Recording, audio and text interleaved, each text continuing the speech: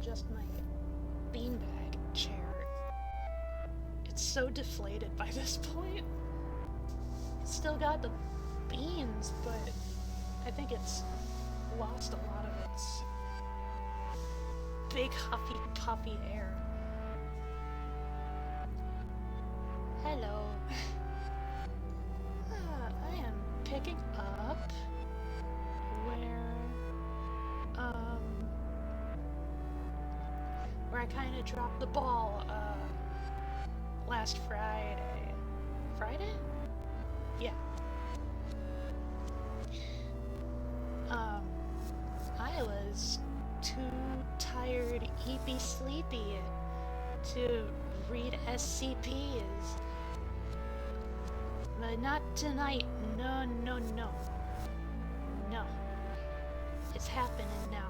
It's happening this time. I am ready.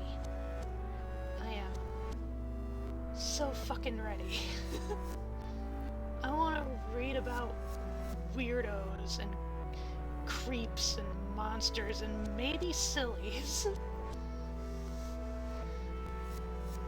Also, like I noted in the chat when I just started, this is gonna be probably my first stream I do without headphones, now that my audio is all neatified and all split into proper channels.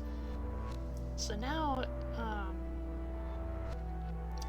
I don't run the risk of, like, any kind of, well, I suppose, like, if any alerts go off, it might come through my monitor, so there's that, but the alerts I haven't really figured out anyway, so honestly that might be for the best. Anything else, though, it won't be an issue. Nope.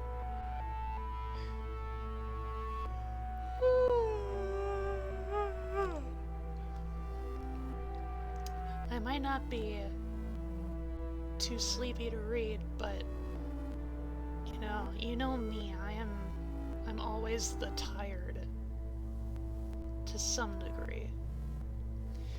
But I will go on as long as I can. In which case, this might actually be a somewhat shorter stream. I may very well have to wrap things up a little sooner than usual, if only just because I am currently watching over one of my dogs, and it's kind of difficult to juggle streaming and dog responsibilities. Yep. Okay. No matter though, I have an alarm set for 8:45, so as soon as that comes to pass, yeah, I'll wrap up stream. But right now, we don't have to worry about none of that. We got skips to read. Got some fan art right here. World Builder. Right off the bat, that sounds kind of interesting. Let's take a look. It's on the featured page. Rating of 114. Dang. It must be good. Okay, we'll start things off here. SCP-8147. Object Class Safe. Special Containment Procedures. SCP-8147 is to be kept in a standard safe object containment locker. Testing on SCP-8147 is strictly forbidden following the events of Incident 8147-1. Description: SCP-8147 is a 4-meter wide, 3 centimeter thick circular ring made of bronze with 3 brackets on its backside that enable it to be mounted to a wall. In addition, the object has a USB port and a standard American 120-volt power plug. When SCP-8147 is powered and is attached to a keyboard, its interior turns into a black void, which behaves as if it is solid. When a user types on the keyboard, white text appears in this void. If at any time the user hits the Enter key, the text disappears and an image of an hourglass will appear on the surface of SCP-8147 for anywhere from 3 seconds to 2 hours. Following this, the interior of SCP-8147 will become a Class 4 dimensional rift, enabling the user to travel into an alternate world designated SCP-8147-1. This world will roughly match the textual description the user entered prior. No material from within 8147-1 may pass through the rift. Testing log. Test number 3. Prompt. A planet made entirely out of solid iron. Generation time 4 seconds. Additional notes? None. Number 17. A replica of modern-day Earth. 33 seconds. Minor differences to baseline reality were noted. For instance, New Zealand was absent. Oh no, my kiwis! 45. An Earth-sized planet made entirely out of bricks. 20 minutes and 48 seconds. A pile of loose bricks was spotted 1 kilometer from the rift.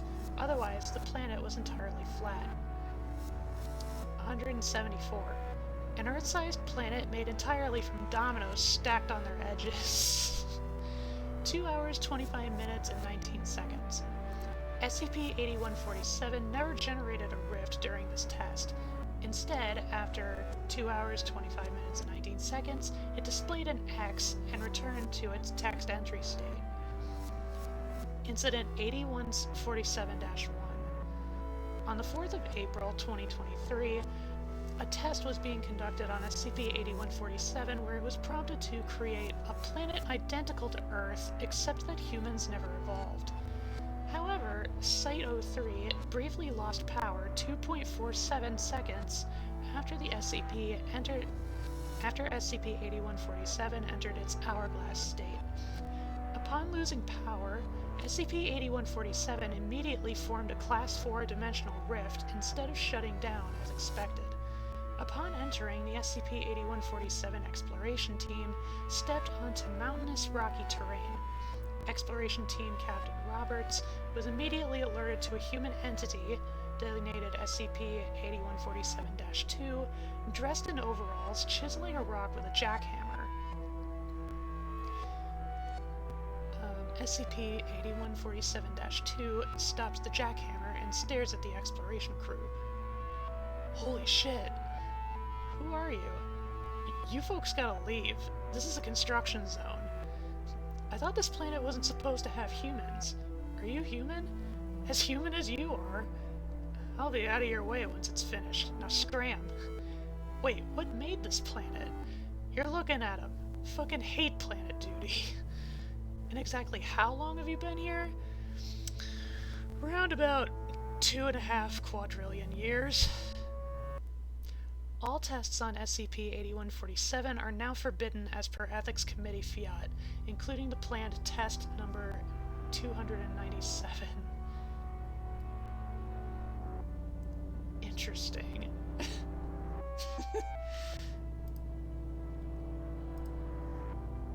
Okay. I suppose I don't have to back up, I can just click a new page from here. Random.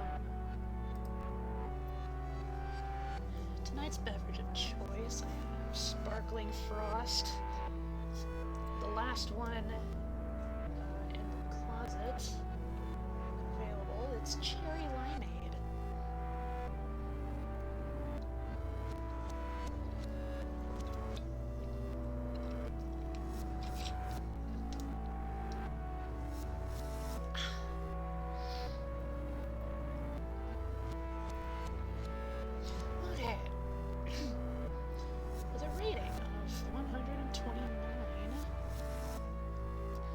SCP-1987. Object Class Euclid. Special Containment Procedures. SCP-1987 is to remain contained in situ within the area claimed as its territory, designated Site-732. SCP-1987 is currently a willing partner in its containment, in accordance with the treaty between SCP-1987 and Hans Majestæts Norsk Forordning for Special Optiming Procedure, His Majesty's Norwegian Association for Special Containment Procedures, established during the Valthing of blank blank 18 blank, so in the 1800s, as ratified by the Foundation on blank blank 19 blank, and most recently amended on blank blank 20 blank, or 2000 blank. Any proposed non-emergency alterations to the following containment procedures are to be submitted to SCP-1987 during the next session of the Valthing for discussion and approval. In the event that SCP-1987 terminates its cooperation, fails to uphold its treaty obligations, or negotiations become untenable, unilateral alteration of containment procedures is authorized subject to O5 approval. A fence with barbed wire is to be erected around the perimeter of Site-732 to prevent unauthorized access and is to be monitored by ground personnel, security cameras, or unmanned aerial vehicles as necessary. One gate with an attached guardhouse staffed by Foundation security personnel at all times and by a representative from SCP-1987 while active is to be maintained at the eastern end of Site-732 along the site of the former road leading through the area. Unauthorized civilians entering Site-732 during daylight hours may be apprehended and escorted out of the area by Foundation security services.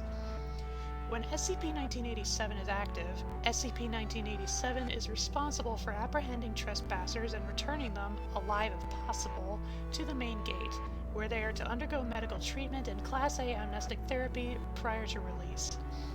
The Foundation shall liaise with Avinor to prevent civilian air traffic from overflying Site-732.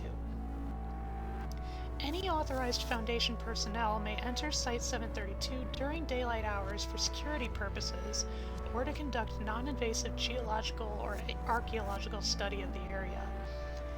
Any research that involves excavation of mounds or disturbance of buried human remains is prohibited. All personnel engaged in archaeological research on Site-732 are to enter the facility no earlier than 30 minutes after dawn and depart no later than 30 minutes before dusk, and are excluded from entering Site-732 while SCP-1987 is active.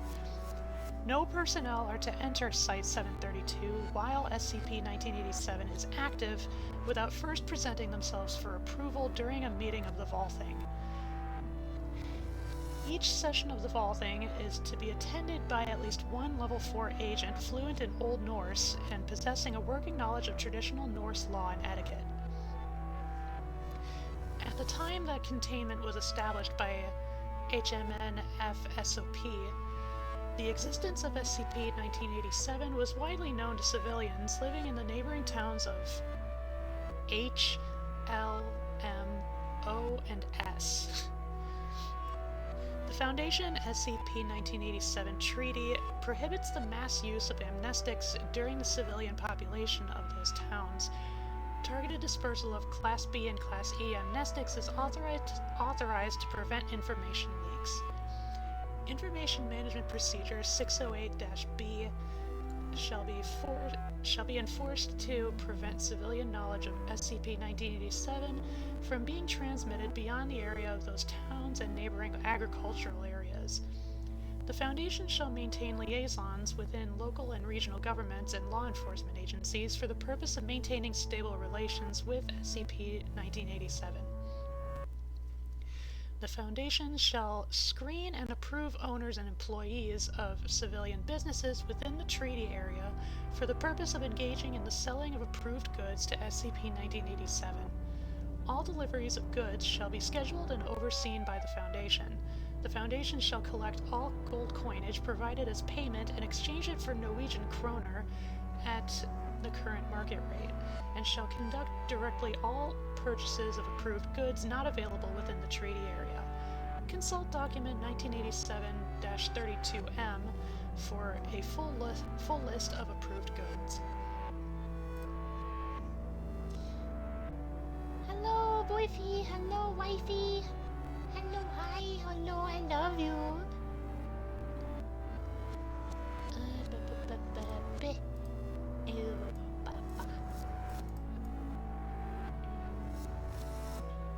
Yes. Here. Actually, I will hold you. I will hold you both.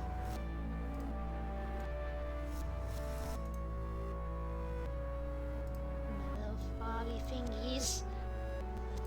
Yes. And thank you, Jay, for the trifecta. I'm sitting good.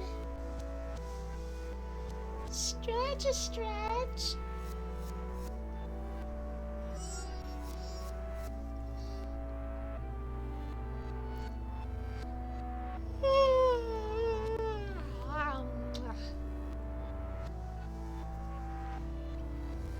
I guess in a way, yawning is just stretching the jaws. Wifey, go.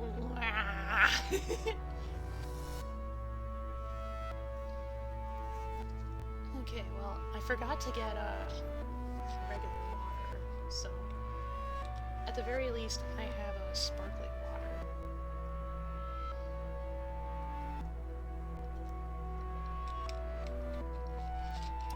Yum yum cherry limeade. Okay.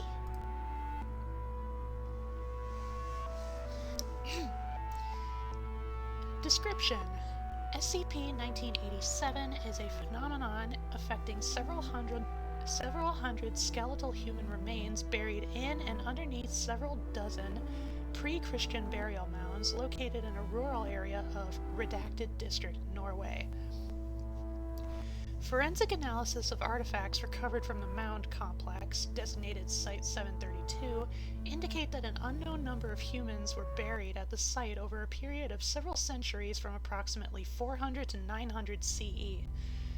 Examination of remains unearthed prior to the ban on excavation and ultrasound examinations of the mounds conducted since indicate that the remains are largely intact and undamaged in spite of their age, and that both males and females of varying ages were buried at the site. SCP-1987 is inactive during daylight hours. During a period each night beginning within approximately 15 to 20 minutes of sunset, SCP-1987 becomes active, whereupon a thin layer of fog can be seen to exude from the burial mounds and approximately blank living human beings will manifest therefrom. Physical examination of SCP-1987 individuals indicates no discernible differences between the specimens and the non-anomalous human beings. All specimens appear to be in good health for their apparent age and display no apparent scars, signs of injury, or symptoms of communicable or congenital illnesses. SCP-1987 individuals persist until approximately 15 to 20 minutes prior to sunrise the following day, whereupon the specimens will briefly become transparent before being observed to evaporate into a fog, similar to that observed at sunset, and gradually dissipate. Specimens that are injured or killed prior to sunrise will demanifest as usual and remanifest alive and unharmed the following evening. A census conducted by HMNFSOP in 1800 blank identified blank individual members of SCP-1987, 87% of whom were male, all appearing to be of Nordic ethnicity, with a range of self-attributed ages from 13 to 89. Current observations of SCP-1987 are consistent with these findings. SCP-1987 specimens speak several dialects of Proto-Norse and Old Norse and identify themselves as adherents of several varieties of Norse polytheism. All specimens manifest fully clothed in handmade garments or armor believed to be typical of pre-Christian Norse culture, and many of them manifest carrying or wearing swords, axes, spears, or other weapons. In interviews with Foundation personnel, specimens identify themselves as having been born in various areas throughout Scandinavia and Northern Europe, and claim to have been warriors who died in battle with a rival clan invading force, or civilians defending themselves against a raid the individual was participating in. Specimens state an awareness that they are dead and a belief that their current status is a reward from the gods for their bravery in life, but claim no knowledge or understanding of what happens to them when they demanifest at sunrise or the cause of the phenomenon. SCP-1987 specimens have been observed spending the majority of their active phase engaged in recreational activities, including the preparation and consumption of roasted meats, consumption of alcoholic beverages, mock battles, recitations of songs and poems relating to gods and legendary heroes, sexual activity, and a team sport resembling medieval football. Religious rites, including animal sacrifices and shamanic rituals, have been observed on solstice and equinox days and on other days identified by SCP-1987 as significant. SCP-1987 has historically engaged in trade with towns neighboring Site-732, offering gold coins acquired from an unknown source in exchange for goods used in religious rites and recreation. Limited trade has been allowed to continue under the terms of the Foundation SCP-1987 Treaty. Since the Foundation assumed control of trade, approximately redacted kilograms of gold coinage has been collected by the Foundation. Approximately once per month, on nights when the full moon is visible, or on the following night if the full moon falls on one of the above-mentioned holidays, all SCP-1987 specimens will gather at the base of the largest mound and conduct a meeting it refers to as the Vaulting, Old Norse Assembly of the Dead, a legislative assembly based on traditional Norse law.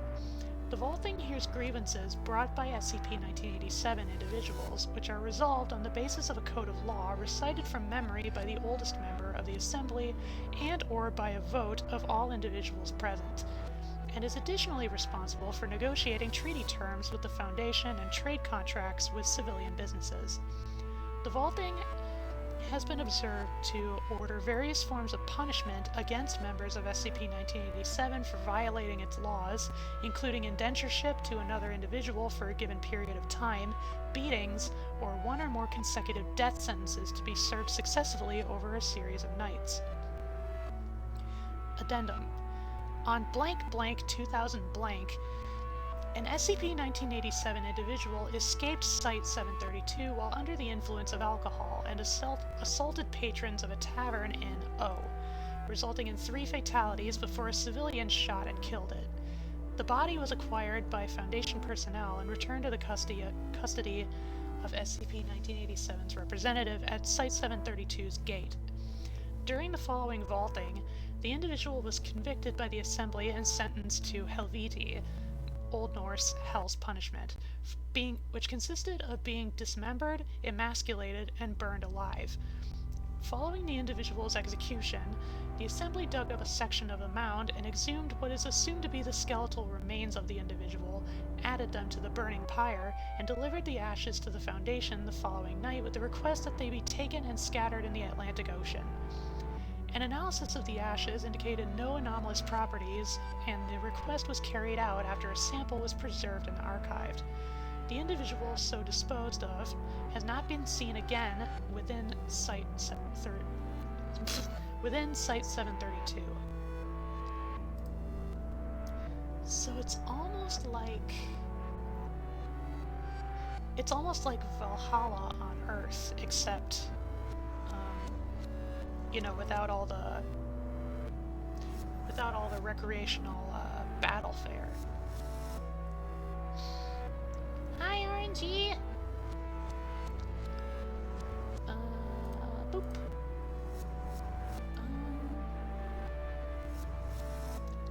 shall place you on my lap.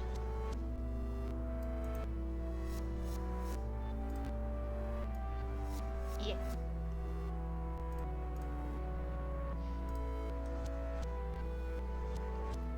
Yeah, so basically, Valhalla on Earth. Kind of. Neat. Let's see, next. A more recent one. A rating of 29, not too shabby. SCP-7228. Object Class Euclid. Special Containment Procedures. SCP-7228 is stored inside a standard containment locker at Site-17. SCP-7228 itself is to be positioned, tip pointing upwards, on a magnetic stand with a detachable glass lid. The object is not to be removed from its container except for testing purposes. Personnel are to use forceps when physically interacting with SCP-7228. In case of unwarranted puncturing, Protocol 7228 must be implemented immediately. See Addendum 05. Otherwise, SCP-7228-A instances can be disposed or contained on discretion. Description: SCP-7228 is a brass-coated acupuncture needle measuring 3.5 centimeters. Other than being slightly bent, the object is in good condition. SCP-7228-A are objects punctured by SCP-7228. SCP-7228 can puncture objects that would be difficult or impossible for non-anomalous needles, including anomalously durable materials. SCP-7228-A instances will undergo one of two states depending on the amount of force applied with SCP-7228. Instances punctured with minimal force will deflate over time. Examination of the point of entry reveals the instance's interior to be filled primarily with air. SCP-7228-A will continue to retain previous functions and traits until completely deflated. Instances are unresponsive at that point, and their exterior will become soft and highly stretchable. Instances punctured with excessive force will experience an accelerated and explosive barotraumatic reaction which damages the tissue surrounding the point of puncture. In both cases, the instance will be retroactively changed so they are, have been, and will always be a balloon. Addendum 01 History. While SCP-7228's exact origins could not be traced, it is known the anomaly was in the possession of the Zeppelin Riders, GOI 1843, prior to containment. GOI 1843 is a minor outlaw motorcycle club active in under-the-veil drug trafficking and the smuggling of anomalous materials across the western United States. GOI 1843 had a sizable following, with the mother charter being considered one of the most prominent and active of the organization. Todd Lopez, Enforcer, possesses the ability to discharge heat from his oral cavity via a thaumaturgic dragon tattoo on his neck. Sick. Louise Garnett, Witch, specializes in pyromancy and limited thaumaturgy. Vance Chikatilo, Primary Chemist, also possesses knowledge on both non-anomalous and anomalous chemistry, is Britlin's main bodyguard. William Brady, Enforcer, Class 2 reality bender that can affect his nearby surroundings. And Nelson Britland, President of GOI 1843, is not reported to have any anomalous abilities. The Foundation became aware of GOI 1843 when they tried to expand their territory into the southwestern region of the United States. Even after numerous arrests, GOI 1843 continued to grow. Upon gaining intel, Britland was somewhere in the state of Oregon. The Foundation formulated plans to apprehend him when a complication arose. Access SkipNet. Oh, I see. Forward. The The following was taken from Agent Rodney's body camera. SCP-7047. Huh. Begin log. Agent Rodney converses with Agent Harper in the car. The former absent-mindedly points a speed radar out the window. Agent Holland examines their pager, chewing gum. All of them are wearing police uniforms. Agent Rodney. So he bites the guy's dick, giving his friends enough time to go ham on the bad guys. This came from a zombie apocalypse TV show? The zombie apocalypse TV show. I'm surprised you haven't seen it yet, Holland. Sounds like something up your alley. You've seen one zombie flick, you've seen them all. You're no fun. Not gonna lie, guys, I kinda wish Paul was here. He certainly knows how to liven up a party. No offense. Nah, it's cool. Dick. He's joking. The sooner Porky recovers from the flu, the better. Just act like I'm not here. Kind of hard considering we're partners. Then let's pretend we're an old married couple then. I'll be the upstanding dad, you're the loving mother, and Holland can be the smelly, fussy baby. Fuck you. See? Ain't he a stinker? We've been here for hours. Can't we move somewhere else? What's the matter, Rod? Getting bored? Yes? Well, too bad. I'm not keen moving from the shade just yet. Oops. Never mind. A red Toyota Highlander speeds down the road. Agent Harper turns on their siren and drives after them. Agent Rodney checks the speed radar. 70 on a 40? Jeez. Amateurs. Come on, let's do our actual jobs for once. Both vehicles park on the roadside. Agent Harper and Agent Rodney exit and approach the Toyota. Agent Harper knocks on the window. It rolls down. What seems to be the problem, officer? Sir, do you have any idea how fast you were going? I'm afraid I'm gonna have to see your license and registration, please. You also have a broken tail light. Sure thing, officer. I got my license right here. Agent Harper gasps and barely ducks under a beam of orange plasma.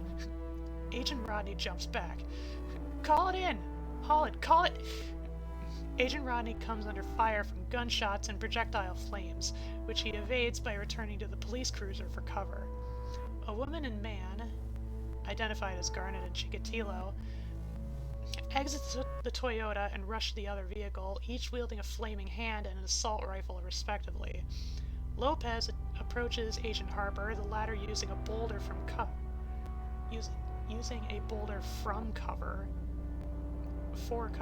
from the onslaught of plasma. Agent Holland fumbles the radio but stops when Garnet projects flame at the car, melting the windshield. Chikatilo fires at the car door, getting closer to Agent Rodney. Agent Holland shrieks and crawls from the car. He aims and shoots Garnet in the shoulder. Chikatilo witnesses Garnet fall down. He snarls at Agent Holland and pulls the trigger. An empty click is heard. Chikatilo retrieves SCP-7228 from his pocket, puncturing the car. The car violently pops. The force of the expulsion pushes all nearby individuals over. Chikatilo stands up, kicks Agent Rodney's gun away, and approaches Agent Holland. Agent Holland's screams are interrupted by a loud pop. Chikatilo reloads the rifle when Agent Rodney slams into him. They engage in a physical struggle for the weapon, inadvertently firing it. Lopez falls to the ground. Chikatilo headbutts Agent Rodney off him. Chikatilo fires but stops when he notices sunflowers emerging from the barrel. God damn it! Chikatilo turns around in time for Britlin's fist to collide with his face. Chikatilo stumbles back, scowls, and picks up SCP-7228. Britlin scowls in return before helping Garnet up. She covers her blood-stained shoulder in pain. An overweight man, identified as Brady, picks up the assault rifle. The flowers vanish. You and Todd couldn't wait 5 fucking seconds? They were gonna phone it in. What the hell was I supposed to do? Stop acting like brain-damaged ape on meth? No, he was doing his best, and we're still fine, aren't we? Britland gestures to Lopez. Blood rapidly emerges from his head. Chikatilo curses loudly and kicks the popped remains of the car. Brady rolls his eyes. Garnet rubs her temple and groans. Britland notices Agent Harper and points his revolver at Agent Rodney. Drop it, or your friend's getting a facial. Agent Harper hesitates. Britland cocks the hammer. Now! Agent Harper sighs, dropping his firearm. Garnet restrains and guides him to the group before knocking him out. Britland lowers the gun to Agent Rodney's face. Agent Rodney pants heavily. Listen, I think we gotten off on the wrong foot. Shut up. Just shut up. They've seen our faces, Nelson. You know what that means. Yeah, no thanks to you. That's the last time. Nell? Brady pulls a file away from the remains of the car and reads it. He expresses shock then presses it to Britland. Britland scans it and shudders before glancing at Agent Holland remains. He growls at Chikatilo. Strike one. Louise, tape. Will, bodies. Vance, gun. Garnet and Brady sprint away. Chikatilo gives Britland the rifle and folds his arms. Britland sighs and turns to Agent Rodney. Change of plans. Looks like you and I are going on a road trip, jailer. Nighty-night. What? Britland strikes Agent Rodney's head with the butt of the assault rifle. End log. Oh, there are several of these. Addendum 02, Imprisonment. Undercover field operatives, Agent Rodney, Agent Harper, and Agent Holland failed to make a scheduled check-in with designated contact at headquarters. An investigative response unit was deployed to the area, whereupon they discovered the scene of the skirmish and Agent Holland's remains. All available assets in the region were placed on high alert, and efforts to locate and rescue or recover the unaccounted-for agents were initiated. Dismantling GOI 1843 was deemed a higher priority. However, a lack of leads made locating the mother chapter immensely difficult. Although several personnel casted doubt on the rescue operation, Agent Rodney and Agent Harper was still alive. Rodney 2. Agent Rodney and Agent Harper are restrained to folding chairs inside a trailer. Most of the wallpaper is torn, and a framed picture of a hot air balloon hangs by the door. The former wakes up. Like the show? Brady, wearing a sheriff's uniform, or sheriff's costume, points Agent Rodney's firearm at a mirror. Agent Rodney's body camera hangs from a coat rack. The agent's equipment and a backpack sits on a nearby couch. What happened? They weren't amateurs. Right, we got jumped. I remember, but why are we here? Beats me. All I know is that punk leader guy ordered that dope to watch us. But then he started screwing around, and now he's... The area shifts into a desert landscape. 5 men in cowboy costumes. Most notably, their appearance closely resembles those from the light gun Nintendo Entertainment System game Duck Hunt. Aim their firearms towards Brady. Brady aims his own and whistles. The cowboys explode in smoke and red glowing words stating, "Ouch!" Brady twirls the gun, but accidentally drops it. Brady groans. What a marksman. A bender? Damn it, what's next? Harp. About Holland. I know, I saw. What the hell? It was his first day, man. Shit happens all the time, Rod. But listen, you gotta keep your head in the game, alright? We can still make this work. Really? How? I don't know. Way to inspire confidence there, Harp. Just shut up and follow my lead. Yep, now I'm missing Poke a lot. At least I wouldn't have to suffer through this bullcrap. Agent Rodney's mouth transforms into a closed zipper. Agent Rodney is visibly stunned. Heard that. You ought to be more polite to a man with magic hands, so zip it. Get it? No? Well, screw you. I run the show here, and if you think you can get away pushing me around, knock is heard. Brady freezes. Will, it's time. Open up. Hold up! The area in Brady's outfit revert to normal. Brady hastily stuffs the equipment into the backpack. Will, open up! In a minute! I'm not decent! My God, Willie, the hell you doing back there? Hold on, I have the key. If you're naked in there, Willie, I swear to God. Brady runs from the couch and opens the door. Britlin, Chikatilo, and Garnet enter. Garnet's shoulder is bandaged, and Chikatilo scowls prolongingly at Agent Rodney. Sure took your sweet time. Sorry, Nell. I was trying to... These guys have been in so much trouble since you've left. Nothing but a nasty pain in the ass. I think it's time to take off the kitty gloves. Britlin spots Agent Rodney's zipper. Britlin looks to Brady. Especially that one. He thinks he's special. Oh, really now? Britlin pulls out a chair and sits in front of the agents. Britlin smiles and unzips Agent Rodney's mouth, causing him to cringe in pain. Taillight's fixed. Good for you. Thank you. I appreciate it. While you were napping, I checked your license and registration to pass the time. Britlin leans in closer. Didn't appreciate that. We were just doing our jobs. We were gonna let you go, and let your friends take care of the rest. You've been following us. You got any idea how much trouble you're in right now? What? We don't even... I think that applies to you more than us, don't you think? Britlin pulls on Agent Harper by his necktie, bringing the two closer together. For your sake, it doesn't.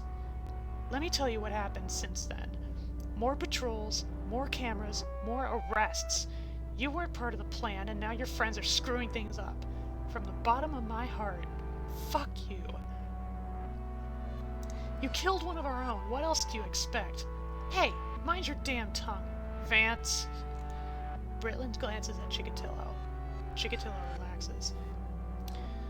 But believe it or not, you can still make this right. You can still go home. All you have to do is make some amends, and we'll be done here. Amends? Britlin waves a file in front of both agents. You two were in on it, which means you know the plan. We want in too. You want us to spill the beans? On a silver platter. Surely you can't be this naive, Mr. Rodney. It's the only reason you're still breathing. Not happening. We just want to know about the checkpoints and what fancy tools you got. They won't ever know. I said that's not happening. Britlin pulls out a combat knife against Agent Harper's neck. Agent Harper tenses. You still think I'm being cute here? I already told you why. Did you even listen? You've never tolerated dead weight, and I've never tolerated dead weight, and I'm not starting now. If I were you, I'd start singing like a canary. So give me some noise. Otherwise... Britlin slowly drags the knife across Agent Harper's chin. Agent Harper huffs as blood trickles onto his collar. Want to try that again? Agent Harper clenches his teeth. That tickles. Britlin points the knife to Agent Harper's ear. Hey, point that thing at me, asshole. Maybe I know what's going on. Chikatilo yanks Agent Rodney's head back by his chair and grabs onto his throat. Remember what I said? You still have the balls to yap after what you've pulled? Vance? Chikatilo punches Agent Rodney's nose. Agent Rodney's nostrils bleed. Agent Rodney groans before Chikatilo pulls back his left eyelid, bringing SCP-7228 extremely close to his eyeball. Agent Rodney freezes. Honey, we could have ended you right then and there, and yet you're still acting like you're hot shit. I can fix that. Vance! Chikatilo squeezes harder. Agent Rodney involuntarily coughs spit at Chikatilo's face. Chikatilo shakes tremendously, raising SCP-7228 high into the air. Britlin wrestles SCP-7228 from his hand. Nell? Strike two. Outside. Now. Britlin pushes Chikatilo outside the trailer, dragging Agent Harper with him by his chair. Garnet follows him. Brady picks up the backpack and looks to a shocked Agent Rodney. Brady shrugs. Would you believe if I said this is the calmest I'd ever seen him? Welcome to the family, son. Brady slams the door behind him, causing the picture to fall and shatter on the floor. Agent Rodney looks at the frame. He cocks his head and, still restrained, moves forward. Agent Rodney leans an ear against the door, remaining silent. The sound of punching and Chikatilo yelping is audible. No, Nelson, please! You said next time you'll be in timeout. Changed my mind. I'm spanking him instead. Don't you even, Louise. Enough is enough, and it needs to stop. He killed Todd! I don't care. They're still important. When everything's said and done, then we can talk. Agent Rodney breathes harshly through his nostrils. He eyes at the frame again before turning around. Agent Rodney manages to lift the frame up and removes a shard of glass from it. He cuts through his wrist binding. Agent Rodney cries softly as drops of blood stain the carpet. Fine, I get it. Now can I have my thing back? No. William will be holding onto your needle for the foreseeable future. What? Really? Finally. I'm putting my foot down. Don't push it. No, I found it first. Todd was strike 1. That was strike 2. You want to make this strike 3? That's what I thought. Agent Rodney cuts the bindings on his legs and chest. Wow, it really is small. So what now? We complete the checklist. Louise, Vance, take this and wrap up your chores in the tents. Will, that guy better be singing by sunrise. I'll be taking this bastard in my office. You better read those instructions too, Will. That's not a toy. Trust me, I'll go to the tents when I'm done. Sayonara. Ciao. Bye-bye. Don't let the bedbugs bite. Agent Rodney visibly panics as he tears off the last bindings. He zips his mouth closed, picks up the chair, and hides behind the door. The door is kicked open. The trailer's interior shifts into a cartoon representation of medieval torture chamber. Brady is wearing an executioner outfit. Okay, Mr. Jailer, time to get serious. How about... Oh, shit! Agent Rodney slams the door against Brady's head. Brady falls down as Agent Rodney continues slamming it against him. Brady points at the chair. It transforms into a large cobra. Agent Rodney shrieks through the zipper and throws the cobra away from the room and, visibly confused, frantically beats him up with his bare hands. The space of the torture room began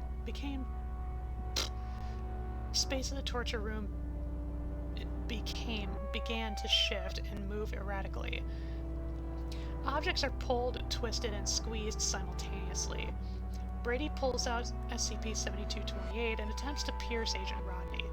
Agent Rodney catches Brady's hand. Both struggle for the needle. Brady grabs onto Agent Rodney's throat. Agent Rodney screams as his body spatially contorts and bends at sharp angles. He is also fading out of visibility. Agent Rodney pushes Brady's arm to the right, causing SCP-7228 to pop a suit of armor carrying a large mace. Brady looks up and gasps as the mace collides with nose, caving in his face. The room returns to normal.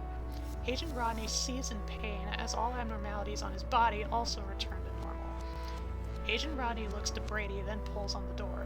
It is locked. Agent Rodney pauses,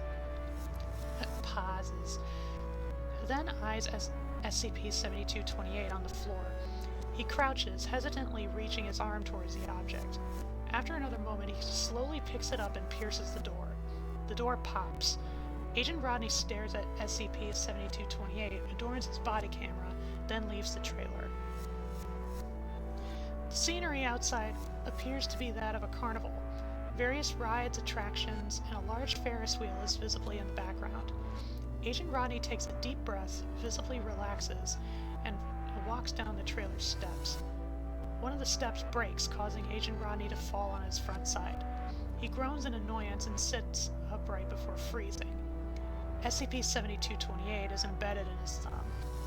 Agent Rodney removes SCP-7228 from his fingernail. His thumb leaks air. Agent Rodney whimpers. Damn it!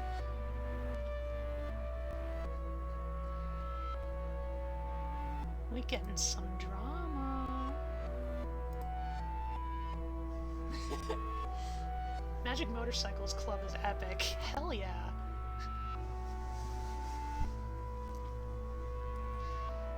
Addendum 3. Escape. Agent Rodney escaped his imprisonment, obtaining SCP-7228 in the process. Agent Harper's status remains unconfirmed.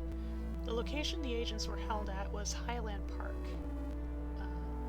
Highland Park was an oceanfront amusement park located near the Oregon Coast Highway. The establishment was once popular for its attractions and appeal to young audiences, but soon foreclosed as a consequence of the Great Recession. Since the property was generally isolated from urban centers, Britland had repurposed it as a major safe house and hub for GOI 1843 activity. As a result from aforementioned Foundation intervention, other GOI 1843 members were unable to arrive at the park, leaving the mother chapter solely in charge of it. Because of this, Agent Rodney would theoretically have navigated the pier without issue. Unfortunately, due to an oversight on his part, that was not possible. Rodney 3. Highland Park before its closure. I honestly don't know where to start. Agent Rodney travels down the pier.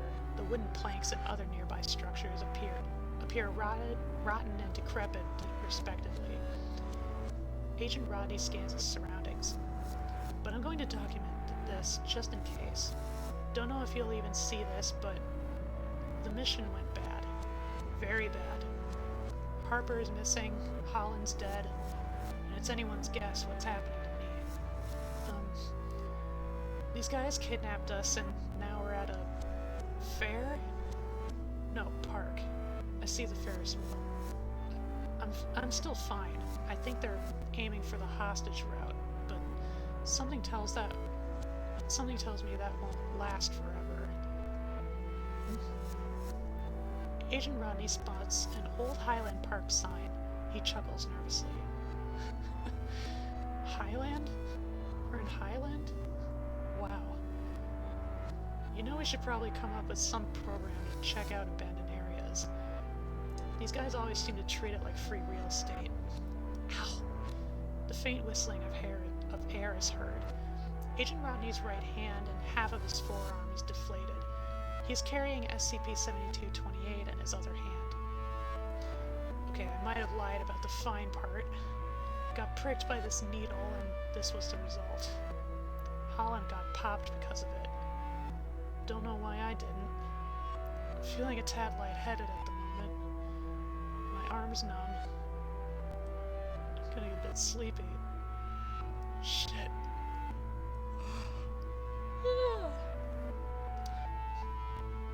That was me being a bit sleepy. Agent Rodney pulls on his hair. His breath shudders. Nope. No fun, no gun, no phone, no gun, no arm. You fucking idiot. Couldn't you watch your step? If they find that other guy, I'm screwed. If they find that other guy, I'm screwed. No. Keep your head in the game. Just keep it in. Agent Rodney uses SCP-7228 to puncture a soda can and brick on the ground. The can pops. Agent Rodney punctures the brick more lightly. The brick leaks air until he steps on it. The brick completely deflates. So there's a method to this.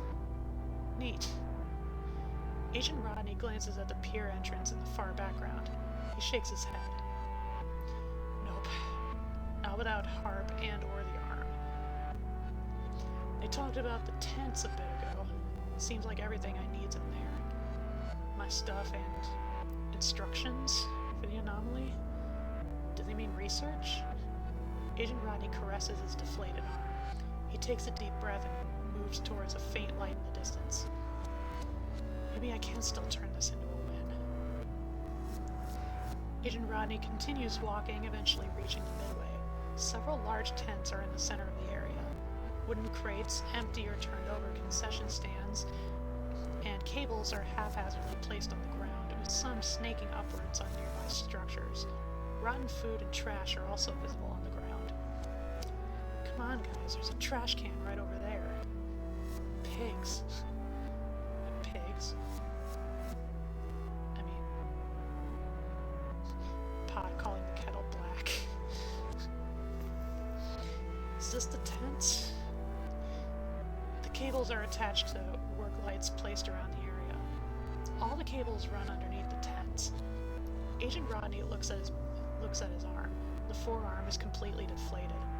He shudders, then nods. Now or never. Don't think about it, just keep your head in the game. Garnet walks into view. Agent Rodney gasps and hides behind a popcorn stand. Garnet huffs as she holds her shoulder. She puts a cigarette in her mouth, then turns up the volume on her radio. Hey, baby cakes, how you doing? Still bleeding through my nose. Oh, I see. Hey, baby cakes, how you doing? I told you not to provoke him, Vance. You just had to push it. Can this conversation wait? Where's your makeup kit? I don't want to explain this to the guys. If it was anyone else, I'd say piss off. But I'll make an exception, just for you. Wonderful. I want your gum too. Don't push it. Agent Rodney crawls behind some crates and a trash can. But seriously, you feeling good? I'll feel good when we finally deal with those suits. We've already talked about this, and I'll say it again. Keeping them around is too risky. We should have cut our losses then and laid low. You know I'm right. Garnet sighs and lights a cigarette with a flaming finger. Agent Rodney gets closer to the tent. Let's see how this plays out first. Besides, Britland wouldn't have it, especially with him being scared and all. Britland? Scared of who? The Foundation? Yep, I ain't buying it. I swear, man, you got all jittery when I mentioned it. Never saw him so tense like that before. I'll believe it when I see it. Anyways, you know where my cigs are? Can't find them. I don't know. Garnet hides a cigarette pack in her pocket. Agent Rodney enters the tent. A motorcycle, toolboxes, a bicycle pump, and a small weapons cabinet inside. He walks to the motorcycle, shakes his head, then turns to the cabinet. Weapons. Agent Rodney inspects the cabinet. The backpack can be seen through the door. Agent Rodney's smile turns into a frown upon spotting the combination lock. Of course they would. Fine. Have it your way. Agent Rodney punctures the lock. His frown turns into a horrified expression when the entire cabinet deflates. Ass clown! Agent Rodney attempts to rip the cabinet apart with his hands, resulting in it to deflate further. Footsteps approach the tent. Panicked, Agent Rodney hides the cabinet behind the toolboxes and crawls into the adjacent tent. Ow. A table displaying a variety of chemical vials, Bunsen burners, and a written notebook rests in the center of the tent. A fridge and a generator is also by the table. Agent Rodney struggles to stand, prompting him to lean on the table for support. Okay, I get it. I'm screwed. But hey, at least I won't go hungry. Eat your heart out, Nell. Agent Rodney opens the fridge. The frozen, decayed corpse of Lopez falls out. He stares at it, struggling not to vomit. I hate you, Nell. Agent Rodney, frustrated, looks towards the table. The words instructions are written on the notebook. Agent Rodney grins. But certainly not you. Agent Rodney picks up the notebook and skims through it. His grin fades away. Methamphetamine, oxy, math? This ain't gonna help me. Those guys said there were instructions. A piece of computer paper falls from the notebook. Agent Rodney picks it up. It reads, Vance, remember the pump. Do that again, I'm turning you into a condom. Nell. Lovely. Seriously, does he have a stick up his ass all the time? Wait, Agent Rodney collapses to the ground when his shoulder deflates. He covers his mouth, silently groaning. The view of Garnet's feet and the bicycle pump is visible from the other tent. The groaning ceases. He grabs a glove and duct tape, blowing into the former. New plan. Stupid, but worth a shot. Needs something, but she-devil's blocking it. Can't get to her. So I'm gonna get her. So I'm gonna get her here instead. Showtime. Agent Rodney finishes the glove balloon, tapes it, and punctures it with SCP-7228. It does not pop. Huh? Agent Rodney punctures it again. The glove balloon still does not pop. He hisses. Bull! You telling me you out of everything, you little itty-bitty balloon giving... Wait. You telling me you're out of everything? Or you telling me you, out of everything, a little itty-bitty balloon giving you such a hard time? The glove balloon spontaneously doubles in size. Startled, Agent Rodney throws the balloon under the table. The balloon begins to grow, lifting up the table and knocking over the refrigerator onto the generator. All lights in the area go out. Shit! Hold on, let me check it out. Shit! Agent Rodney hastily crawls to the previous tent as Garnet leaves. He grabs the pump, then looks at his deflated thumb. Oh, I see. Exhale. He was like the exhale of the pump. He grabs the pump, then looks at his deflated thumb. Agent Rodney bites his lip. This ain't gonna work. Agent Rodney winces. His shoulder collapses further. But it damn well better. Agent Rodney tightly affixes the pump against his thumb and pumps with his free hand. His shoulder blows up slightly. Agent Rodney chuckles. Yes! Yes! The feeling's returning to my arm. Hear that, guys? I ain't dying tonight. The glove balloon pushes against the other tent, toppling some crates onto Agent Rodney. Agent Rodney's arm returns to normal at the cost of his body being flattened below the upper torso. Agent Rodney freezes in place, eyes watering up. He's about to scream when Garnet's own cuts him off. The tent wall behind Agent Rodney catches fire. Agent Rodney pops the crate. He frantically pops the hose. His lower torso soon returns to normal shape. I'm trying! My Mancy's getting overloaded. Just get your ass over here! Where's the extinguisher? Agent Rodney starts pumping. He spots a bicycle covering and uses it to conceal himself. The sounds of stomping, metal creaking, and rushing air becomes audible. Agent Rodney emerges from the covering. Garnet is spraying a fire extinguisher, failing to extinguish the fire. Agent Rodney slowly crawls to Garnet, readying SCP-7228 when she notices him. You? Agent Rodney thrusts SCP-7228 forward, only puncturing the extinguisher.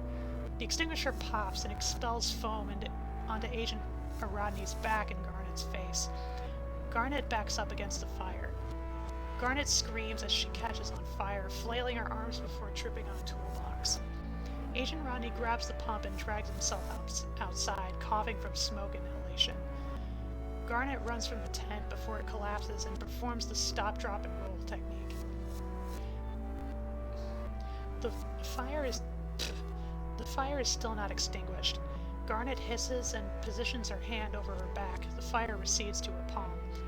She rests on the ground, her hyperventilating ends abruptly when she notices Agent Rodney is right in front of her. Agent Rodney's lip quivers. Wait!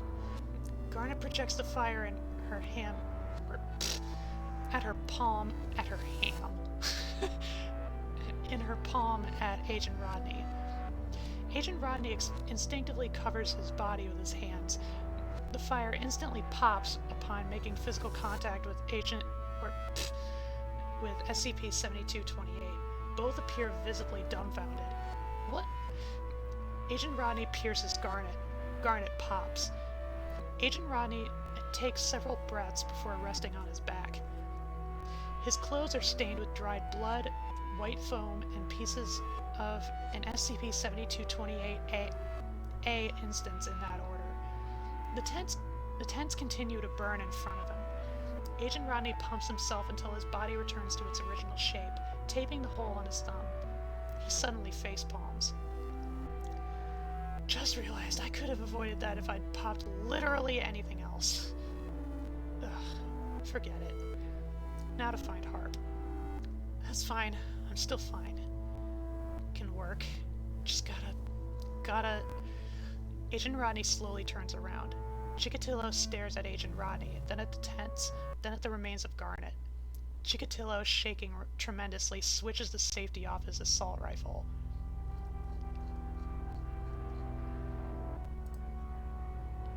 Would you say it's starting to get hot in here? Hi, Binky.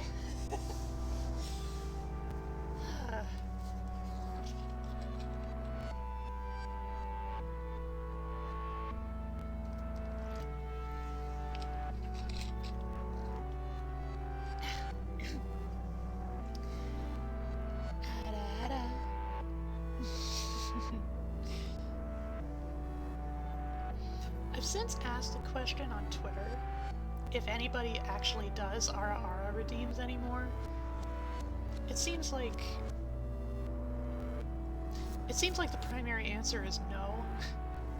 Kind of like that's fallen out of style.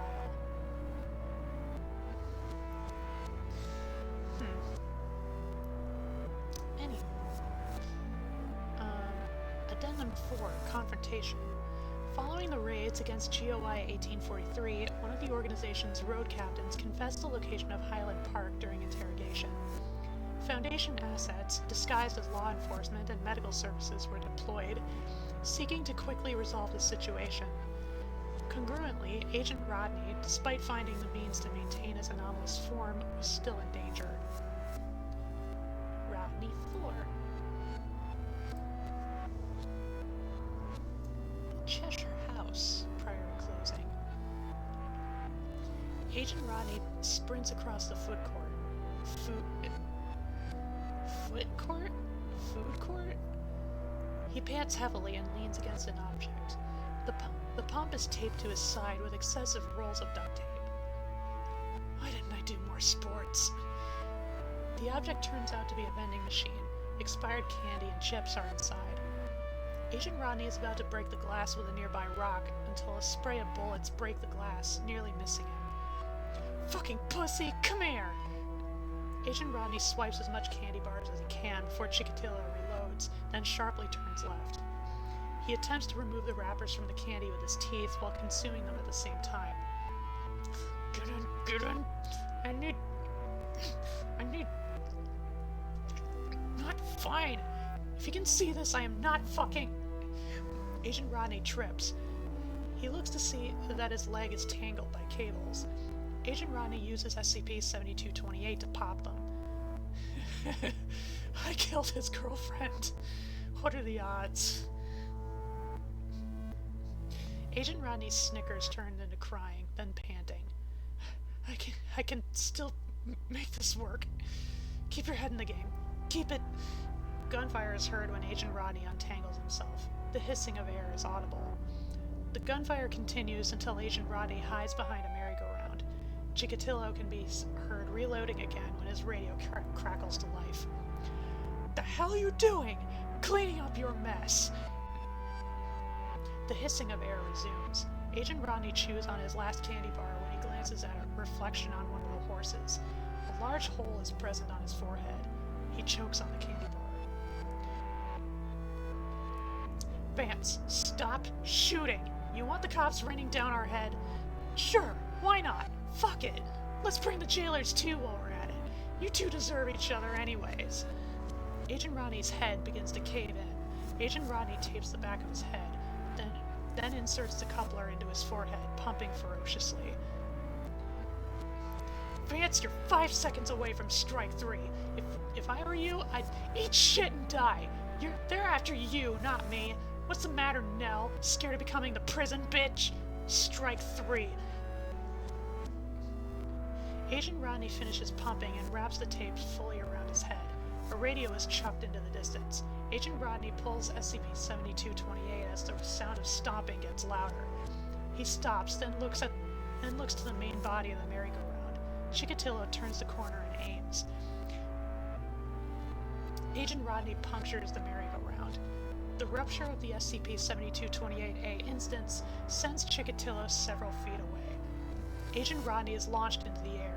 Agent Rodney's screams are cut short when he notices he is descending slowly. Floating? Agent Rodney brings up SCP-7228 to his eyes, remaining silent. Popping, deflating, pumping. Happens when a needle... I'm a balloon? I'm a balloon. Agent Rodney touches his forehead. That makes sense. It's stupid, but makes sense. Agent Rodney sees Chikatilo stand up and spotting him from the ground. Agent Rodney attempts to swim to the nearest available surface, in this case, the roof of the Cheshire House attraction. He rests on the ground. Nope, this is just stupid. Maybe he'll keep running out of ammo. Jesus Christ! Agent Rodney scrambles away just in time as a Molotov crashes on the roof. The fire spreads quickly. Agent Rodney turns around and sees a tall wooden roller coaster near the roof. He takes a deep breath, takes a few steps back, and jumps. Due to being an SCP-7228A instance, he gains a lot of horizontal height. Agent Rodney climbs the coaster, moving through the support beams. Chikatilo gives chase and follows him via the employee stairs and walkways. Both men go higher up the coaster. Chikatilo eventually makes a successful shot on Agent Rodney, grazing and opening his abdomen. Agent Rodney stumbles and hides behind a pole. He pulls out the tape and pump. Chikatilo fires again, making a successful hit on the pump. The force of the bullet tears the object from his grip and falls down below. That's right, you pissant! Come at me like the cockroach you are and take it like a man, bitch! Agent Rodney ducks, his cover getting consistently fired on by Chikatilo. Far away, Agent Rodney spots faint red and blue light from the highway. Finally, some help.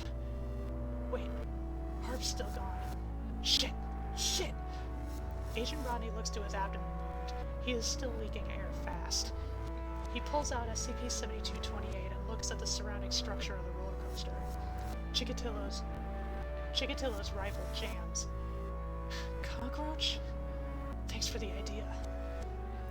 Agent Rodney had climbed sporadically through the structure, lightly puncturing holes in the roller coaster as he moves along.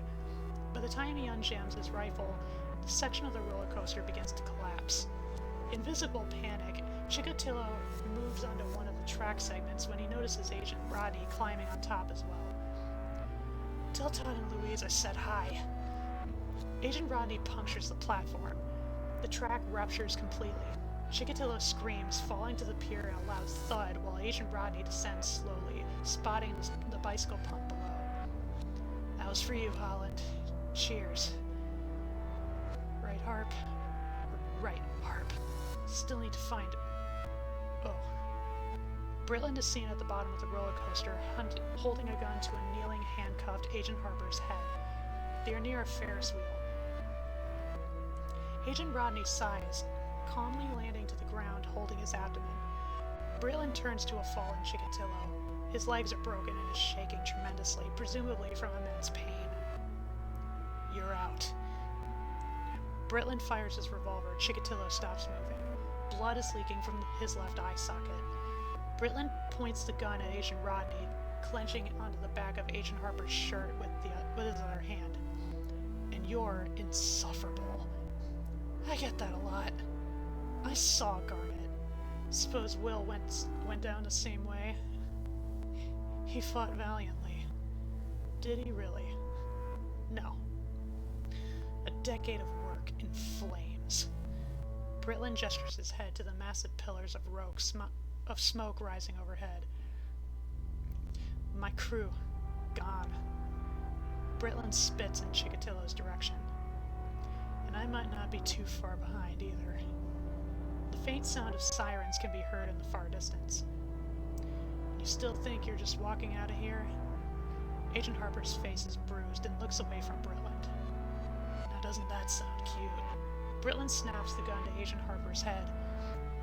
Agent Rodney takes a step forward, groaning in pain as his abdomen deflates. You brought this on yourselves. Britland points the gun back to Agent Rodney, his hand violently shaking. Agent Rodney gulps and loudly exhales.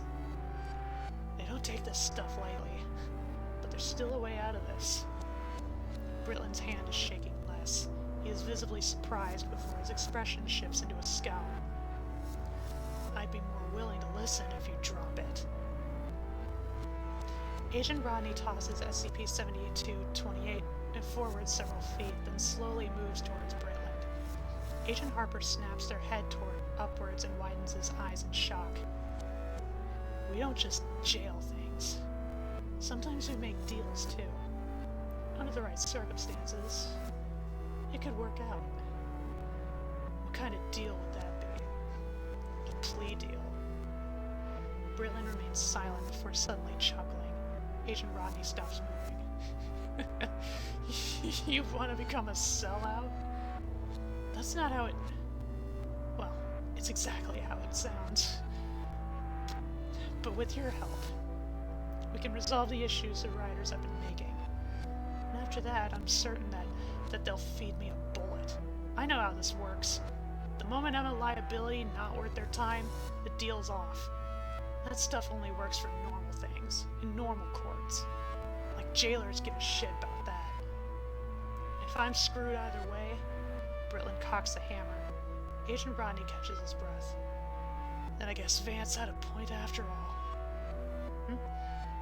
They all look up to see a giant blue glove rising behind the tents. Britland is distracted long enough for Agent Harper to headbutt his crotch, stunning him. Agent Rodney picks up SCP-7228 and breaks into a sprint. Britland attempts to fire at Agent Rodney.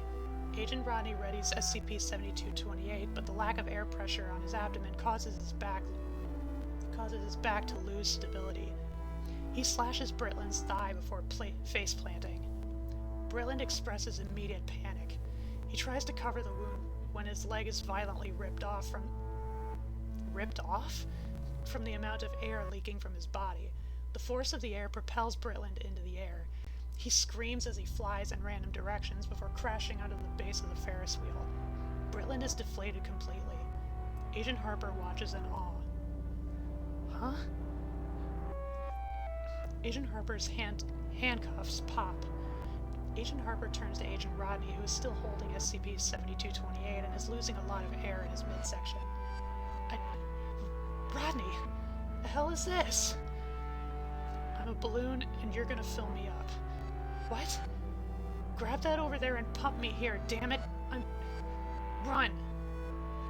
The Ferris wheel creaks loudly as it begins to tilt towards their direction. Agent Harper slings Agent Rodney over his shoulder and runs away, grabbing the pump in the process. The Ferris wheel falls onto the glove. The resulting explosion destroys a massive section of the pier.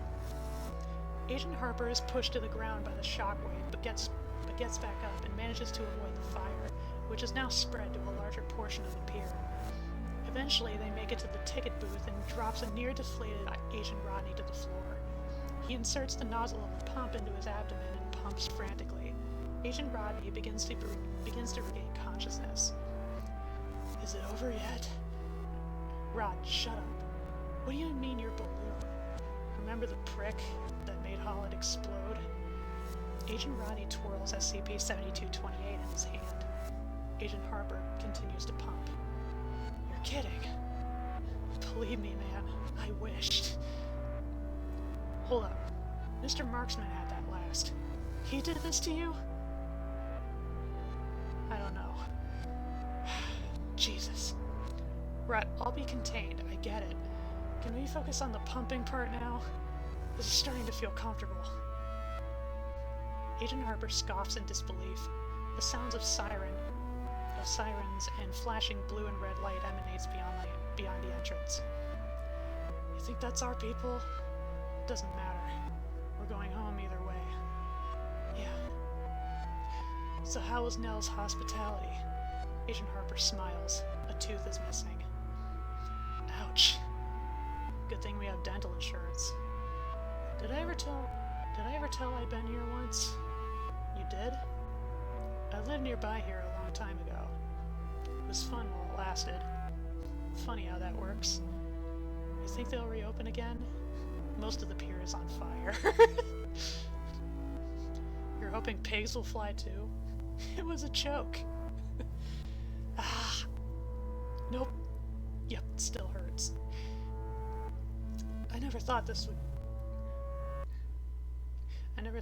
would be how I'd retire. Being thrown in spooky jail.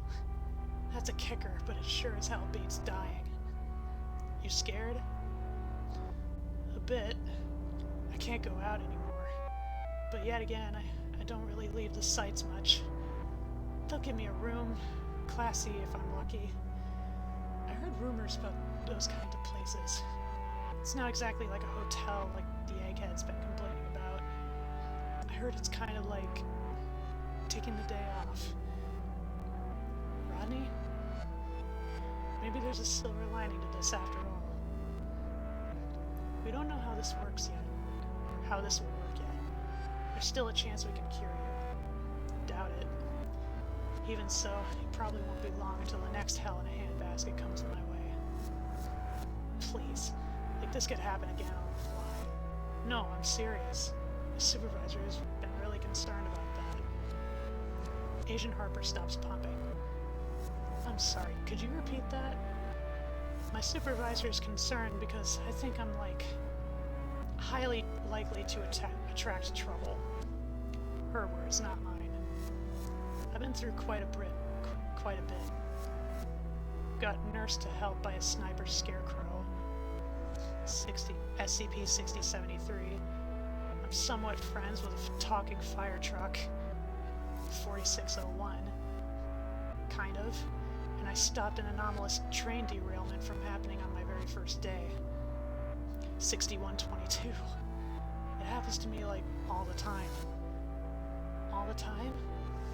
Well, not literally all the time, but it happens way more than it should. That's why I'm not paired up with other agents often except Polk. He's my go-to guy. But he's sick, so what you gonna do? I know this is a bit awkward, but I liked working with you, Harp. It was seriously... Harp?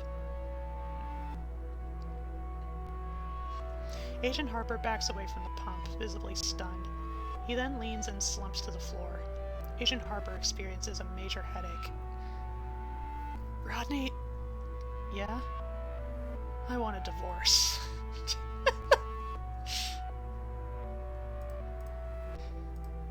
In spite of everything that occurred, Agent Rodney and Agent Harper survived. Both agents were sent to the nearest site for emergency medical treatment. SCP-7228 was confiscated, and civilian paramedics at the scene were amnesticized. The cover story involving arson was fabricated to account for the destruction of Highland Park. With Britland and his crew terminated, and with the lack of major leadership in the organization, GOI 1843 became much easier to dismantle. As of the time of writing, most of GOI 1843 has been apprehended, with the majority of them amnesticized or assigned to Class D personnel. Agent Rodney was designated as Class E personnel, and Agent Harper requested to not be designated to Agent Rodney as a partner in the future. Request granted. Addendum 05, Protocol, or I guess it's just Addendum 5, Protocol 7228. Shortly after SCP-7228 was contained, it was learned that, through extensive research, minimally punctured SCP-7228-A instances can revert back to their original states if all sources of air leakage is sufficiently stopped and sealed for an indeterminate amount of time. Agent Rodney was the first successful application of Protocol 7228. Agent Rodney lost all anomalous properties and was declared fit for duty. Upon hearing this, Agent Rodney requested a sick day. Request denied.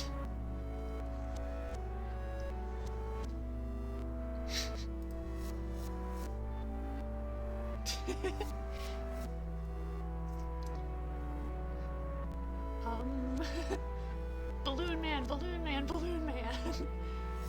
Ooh, he's filling him up. Gay. I thought he was gonna say his supervisors are worried because he likes being pumped.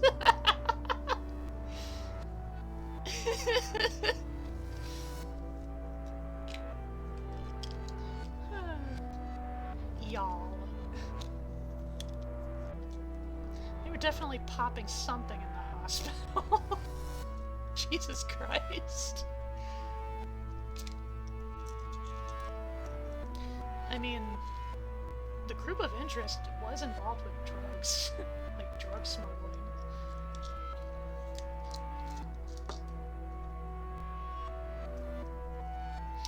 This was one crazy story.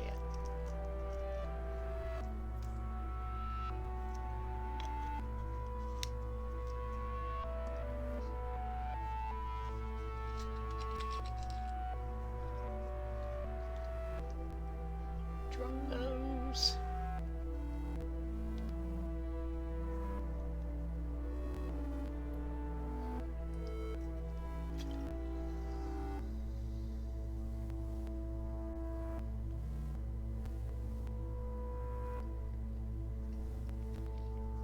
I was not expecting to come into Izzy reading an inflation SCP. God damn it.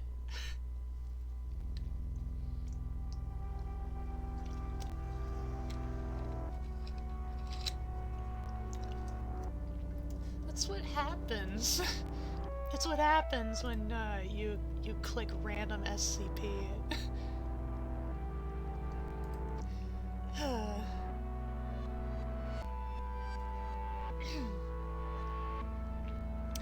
Okay. Let's do it again. I know there were a few other SCPs that were mentioned.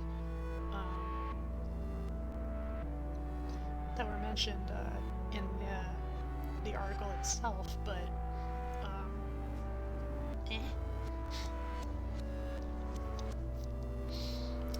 Okay.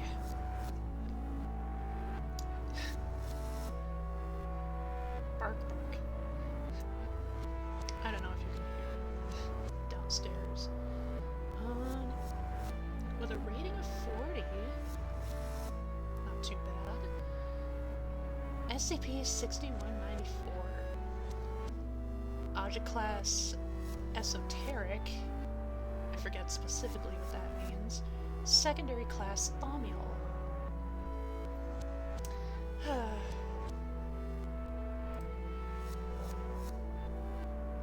Best time to start. True. She is barking up a storm.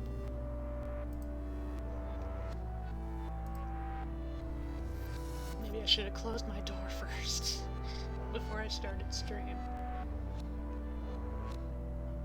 Hang on just a second.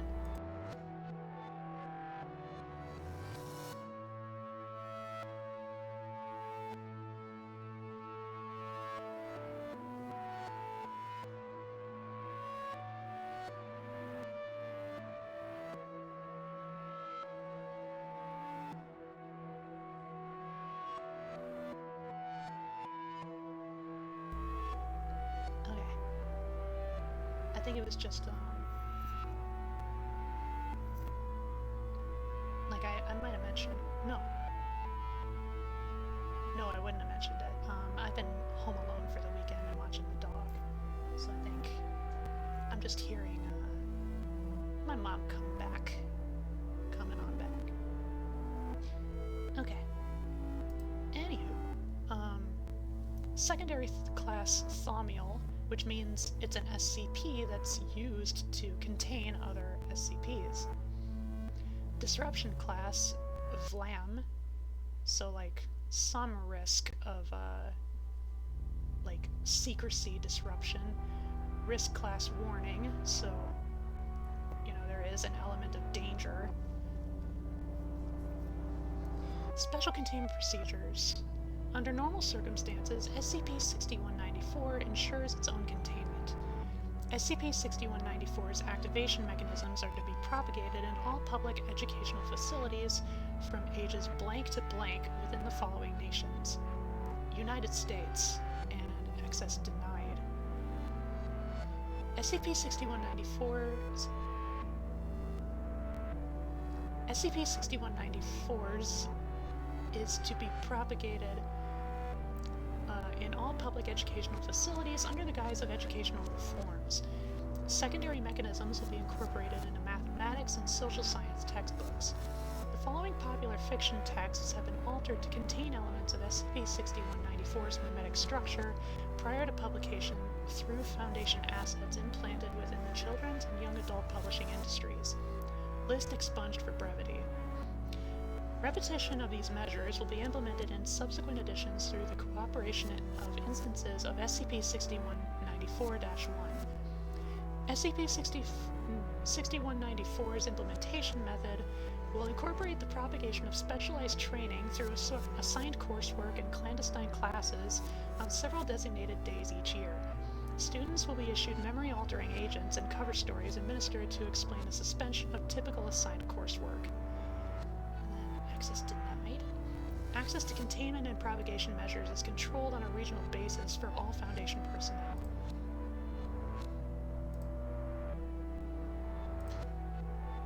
Wait a minute. Does that mean I can only access the United States version because I'm from the United States? Because if so, that's really cool. Pending Ethics Committee approval and funding, the adaptation of SCP-6194's trigger mechanisms to additional host cultures through appropriate culturally specific mimetic, religious, and artistic mechanisms is subject to yearly review under principles of continual improvement. Foundation personnel must submit Form 6194-1A after the creation of any SCP-6194-1 instances. Whenever possible, Foundation personnel are to prioritize the survival and physical well-being of instances of SCP-6194-1 over that of Foundation personnel. All requests of termination or attempts at self-termination by instances are to be prevented through direct orders and, if necessary, physical force. Exemptions or violations of this procedure will trigger Ethics Committee formal ethical review, regardless of rank or circumstance. All personnel ruled negligent in their treatment of SCP-6194-1 instances are subject to immediate disciplinary action. Foundation employees will undergo mimetic scans and background checks, cross-referenced against Foundation operational records to determine if they are dormant or prior hosts of SCP-6194. Foundation employees recruited after undergoing an SCP-6194 activation and purge may access records of their actions under SCP-6194's influence. Description: SCP-6194 is a passive mimetic agent. At current estimates, approximately 12%, estimated through statistical models due to the nature of SCP-6194 precisely measuring the exact rate of successful SCP-6194 implantation, would immediately render it dormant in detected hosts. So approximately 12% of the civilian population are considered dormant hosts of SCP-6194. While SCP-6194 remains in a dormant state, hosts exhibit no anomalous behaviors or tendencies. With proper socialization, non-anomalous symptoms of SCP-6194 infection do not significantly inhibit most hosts' ability to participate in daily life. Some hosts have expressed a higher than baseline sense of social alienation, anxiety about the future, political radicalization, and a feeling of being called to heroic or authoritarian action. Ruh-roh. Activation. Certain specific triggering events can cause SCP-6194 to enter an active state. Hosts in whom SCP-6194 has entered an active state are designated SCP-6194-1. Exposure to a variety of events or entities deemed anomalous, including type green reality distortions, encounters with or predation by entities deviating significantly from either human or animal baselines, discovery or exploration of spaces or locations exhibiting anomalous properties, exposure to confirmed thaumaturgic or other type blue activity. Certain spoken activation phrases in Esperanto.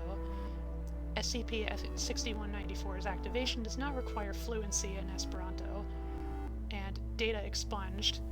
As per Ethics Committee Decree 6194-7F, it is not in the purview of the Foundation to protect humans from themselves. Regrettable as such tragedies are, activation events in response are both excessively harmful and constitute an unacceptable containment risk. Once an instance of SCP-6194-1 has been created, the subject undergoes a class-wide neuromimetic cascade, heretofore referred to as an activation. Observers and SCP-6194-1 instances indicate that in many cases, this is indicated by obvious behaviors, including but not limited to seizure, panic attacks, anxiety, glossolalia, fugue states, and fight-or-flight responses. In some cases, these can extend to physical violence. Hosts have described vivid hallucinations. These episodes rarely last longer than several minutes. Foundation memeticists are attempting to reduce the duration and severity of these events for reasons described in post-activation. Following the activation event, an instance of SCP-6194-1 undergoes a number of radical personality and intellectual shifts. Instances of SCP-6194-1 immediately identify as a loyal member of the SCP Foundation. Prior political and ideological affiliation appears entirely irrelevant. Testing is underway to determine if this effect applies to anomalous individuals outside the Veil. Other mental effects upon an activated SCP-6194-1 instance include, but are not limited to, loyalty. SCP-6194-1 instances are utterly loyal to the SCP Foundation regardless of prior ideological or political affiliation. Compliance. SCP-6194-1 instances obey all lawful orders from Foundation personnel as if they were professional superiors, regardless of self-interest or personal or moral objections to these orders. Disassociation. SCP-6194-1 instances remember their prior identities, but only often as an abstract concern. Upon encountering Foundation personnel, approximately 25% of SCP-6194-1 instances refer to themselves by serial numbers beginning with a D. So, despite their insistence, these individuals are not designated D-Class and are not to be employed as D-Class personnel. Discretion. SCP-6194-1 instances will, on their own initiative, attempt to contact the Foundation and collect or destroy evidence of the anomalous through various means of accordance with personal ethics and scruples. They will not seek to contact local authorities. Diminished empathy. SCP-6194-1 instances show little distress when encountering death or suffering. Deceased or suffering loved ones are acknowledged but do not meaningfully inhibit productivity. SCP-6194-1 instances will engage in violence to preserve their lives, the lives of Foundation personnel, or that of civilians. Utilitarianism. Instances of SCP-6194-1 will volunteer their lives, property, and expertise to assist Foundation operatives. Instances have willingly depleted personal wealth or savings, taken professionally disqualifying actions such as cover-ups and embezzlement, or even volunteered to embark on suicidal fact-gathering or containment missions. Although SCP-6194-1 instances would prefer to avoid discovery doing so, the prospects of medical, legal, or professional consequences are not sufficient to dissuade them from doing so if it will benefit civilians and/or Foundation interests. Aside from a limited background in Foundation terminology and policy at the time of the memetic agent's latest propagation, SCP-6194-1 do not exhibit any additional skills such as proficiency in violence or wilderness survival. Continual improvement efforts are ongoing. Deactivation is therefore beneficial primarily to containment efforts, and secondarily in providing an advantageous emotional and mental state for instances' own survival and that of others while encountering the anomalous. Deactivation. Many instances of SCP-6194-1 exhibit symptoms consistent with long-term stress or anxiety disorders, and the severity of these symptoms corresponds to the duration of the instance's activation. Furthermore, SCP-6194's active state decays rapidly during REM sleep, requiring instances be prevented from a full ultradian sleep cycle or repeatedly reactivated through triggering events. It is therefore recommended to all Foundation agents that they purge instances of SCP-6194-1 as soon as they offer no further utility to containment efforts, and once their safety and that of others is assured. This can be accomplished in one of two ways: allowing instances one complete ultradian sleep cycle in a calm environment, or a series of specific phrases immediately inducing REM sleep. This method is discouraged as complications are far more likely to result from manual deactivation. Post-activation.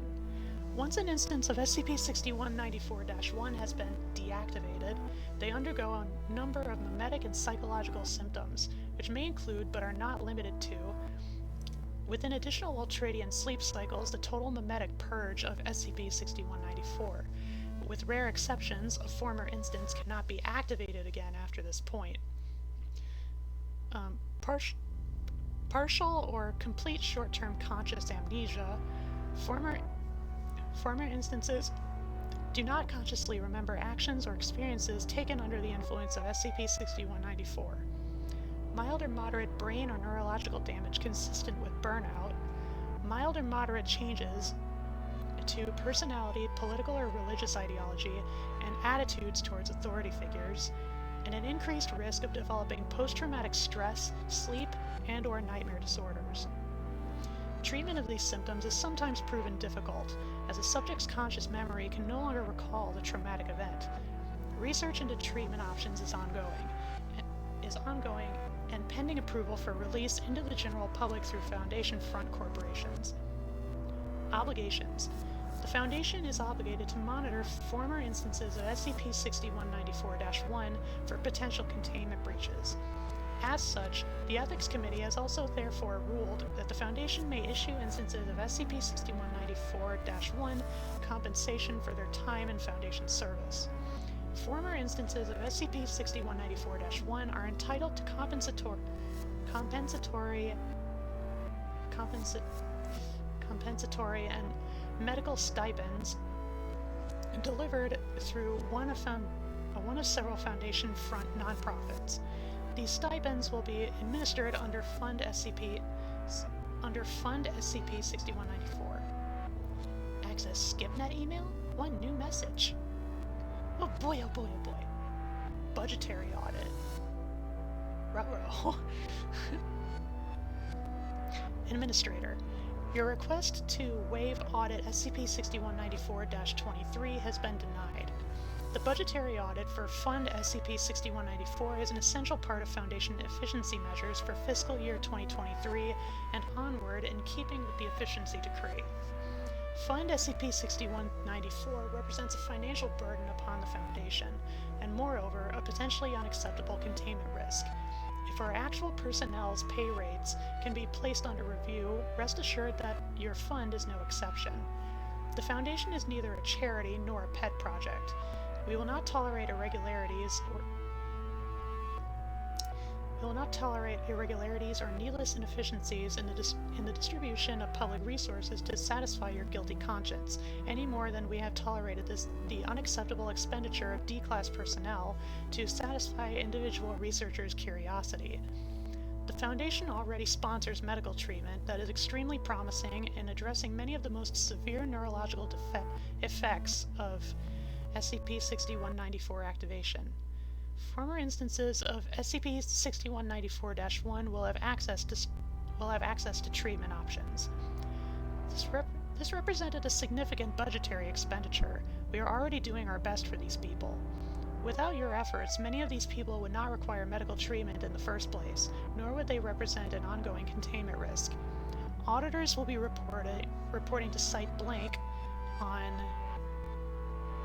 it's either August 4th or April 8th, 2022. We expect full access to all transactions for the past 2 calendar years. With respect and appreciation for your service, Budgetary Committee. Okay.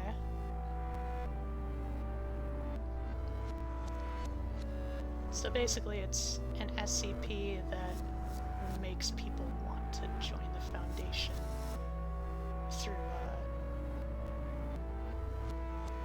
like, ethically dubious means? Neat.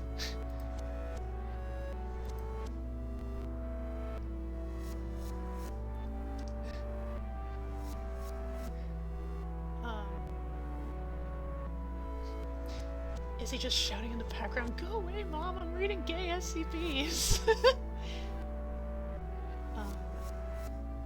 Hell yeah, fuck off them kids. This is America. Wait, won't that mean me listening to it in Canada will hear a different story read? Maybe. You could pull up, what was it, 6191 on your end and see if it's any different. TRG is probably, yeah.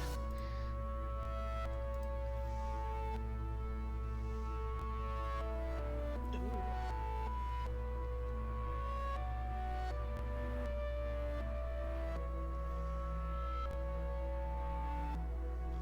That's quite an image.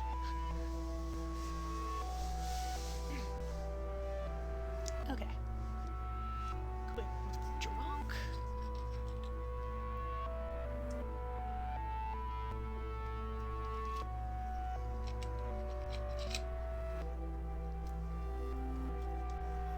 You know, I guess this means, if Mom is home, then my 8:45 alarm no longer has any purpose, so I could actually go about as long as I usually would. Cool. Okay. A rating of 219, damn. SCP-3561. Object Class Safe.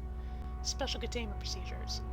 SCP-3561-1 through 6 are to be kept on-site in a climate-controlled containment vault under the supervision of a Foundation art conservator. Care is to be taken to minimize exposure to dust and moisture. Once per week, each instance is to be removed and examined for changes, then cleaned by a certified oil canvas preservationist. Description: SCP-3561 is the collective designation for 6 oil paintings, SCP-3561-1 through 6, produced by Theodore Holdstock between 1905 and 1907. Each painting depicts an interior view of Holdstock's home, located outside of Botzen, Saxony, Germany. Although the perspective of each painting remains constant across viewings, details will periodically change. This includes, but is not limited to, the position of furniture, opened or closed doors, lighting, and the presence of silhouettes. Via repeated viewings, researchers have determined that no more than a total of 5 silhouettes are visible at any given time. Addendum 3561.1 Depictions. Okay, so this is the first one. Upstairs hallway, 1905, oil on canvas. Refresh page for changes. Ooh. If I refresh, is a silhouette gonna be somewhere else, maybe closer? Maybe a bit creepier? We'll try it at the end.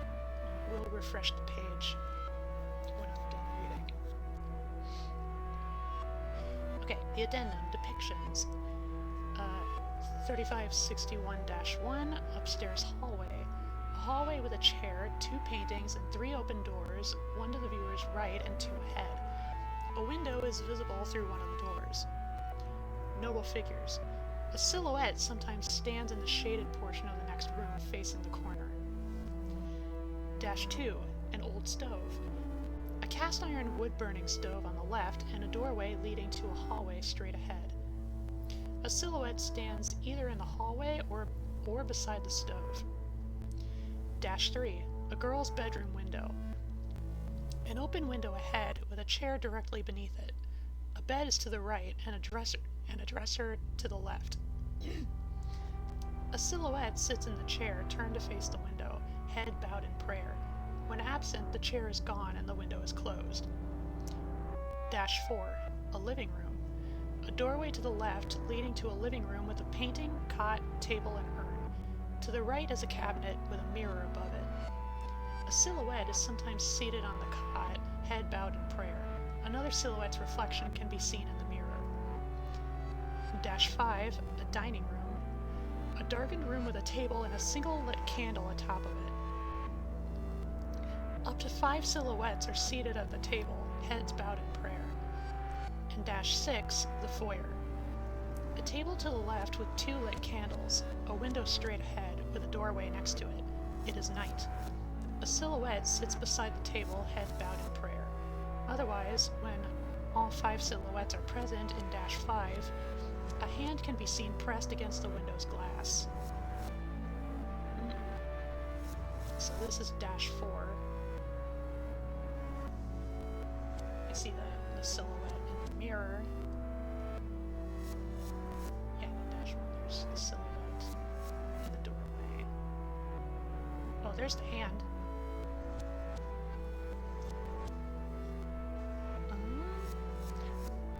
Addendum 2, History and Recovery. Theodore Holdstock moved to Bautzen with his family, 3 daughters, 2 sons, and a wife, in 1902 for undisclosed reasons, likely related to his wife's deteriorating mental state. Initially well regarded, Theodore and his family grew increasingly isolated from their neighbors as rumors regarding his wife's illness spread. In 1904, Adelaide Weber, the wife of a general store owner who had moved into town the year prior, wrote an account in her journal regarding a strange family who never emerged from their home, save the husband, and only to purchase supplies.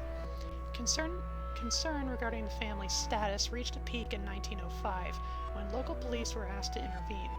No documents regarding this initial confrontation survive. However, Theodore Holdstock continued to live in his home until his suicide in 1909.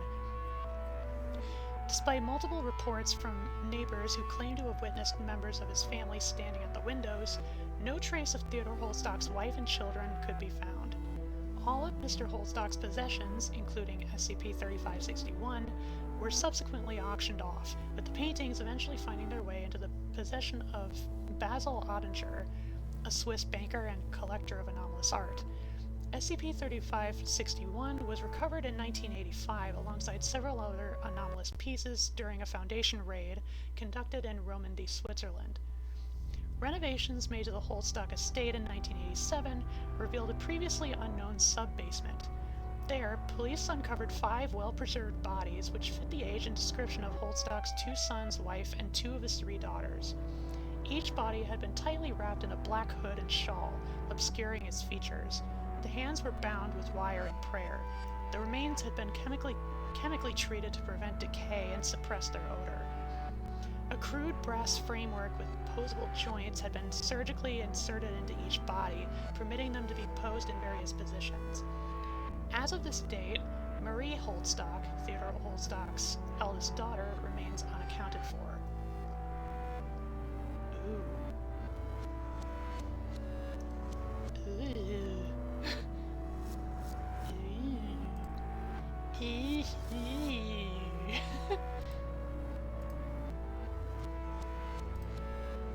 Okay, let's refresh the page.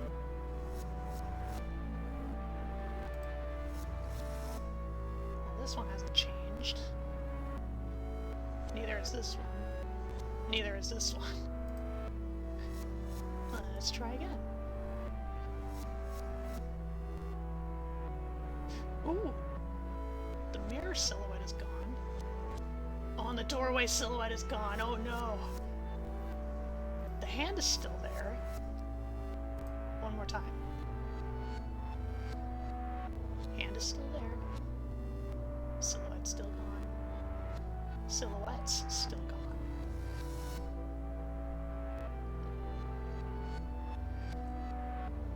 Good show. I love like little coded tricks like that. Just goes to show like how much effort some of these people actually put into these articles. Okay.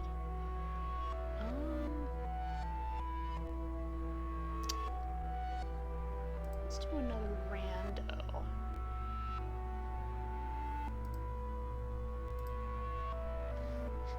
Guess you can't hold stock in the hold stocks.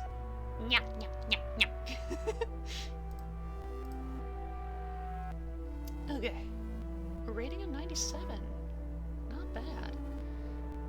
SCP 5947. Anomaly class, formerly Euclid, but is now a Thaumiel. Are those fish heads? Special containment procedures. SCP-5947 is currently held in the silver sugar bowl it was recovered from.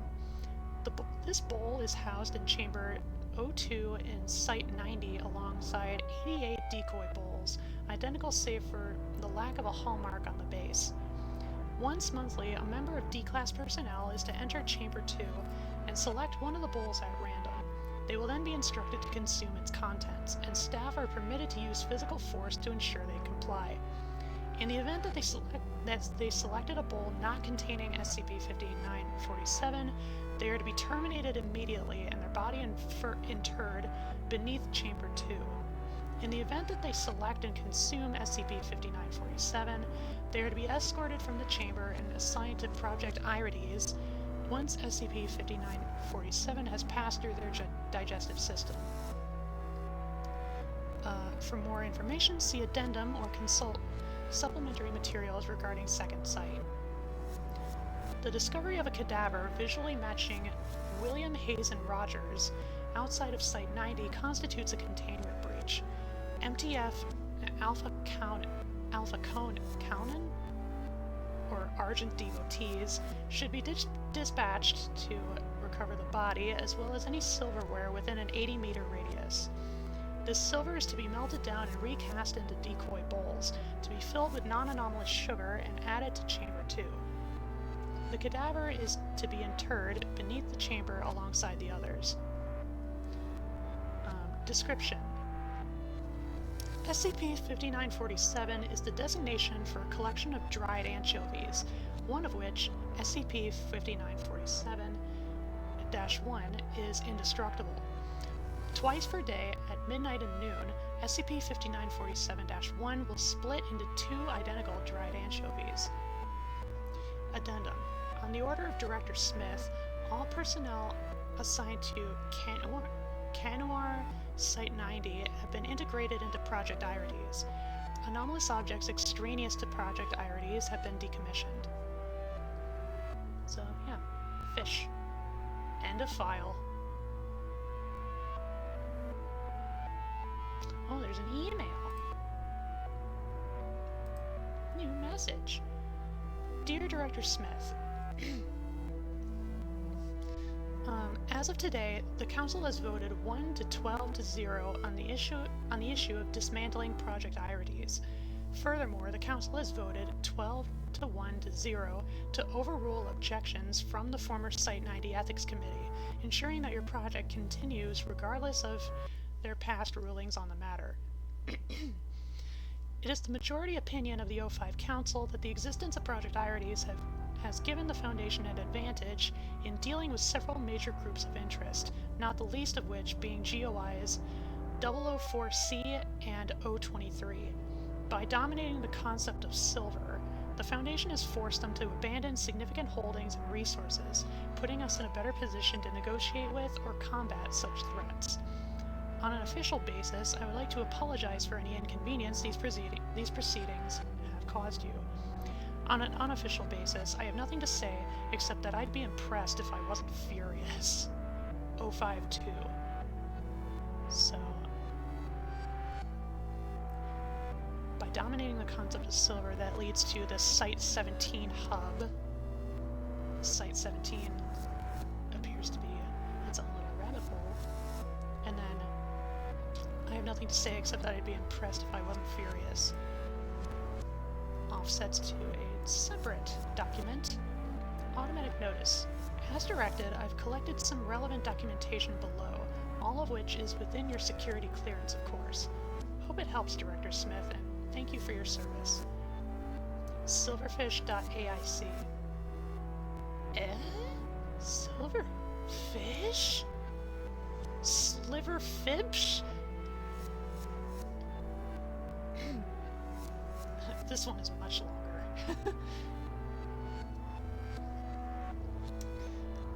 Mr. Smith, first, welcome to Canuar Site 90. It's not as glamorous as fieldwork, but you're less likely to lose another foot. And hey, we have on-site therapists if you need someone to talk to. Second, you've been assigned to the SCP-5947 project. It's not much, but I suppose that's the point. Hopefully I can give you an environment to recuperate while you work on your doctorate. Third, I'm sorry. Wish we could have glassed those mechanites, but no use crying over spilt milk. Godspeed, Dr. Annigan Reagan, Site Director of Canuar Site 90. Oh, mechanites. Church of the Broken God. Let's continue.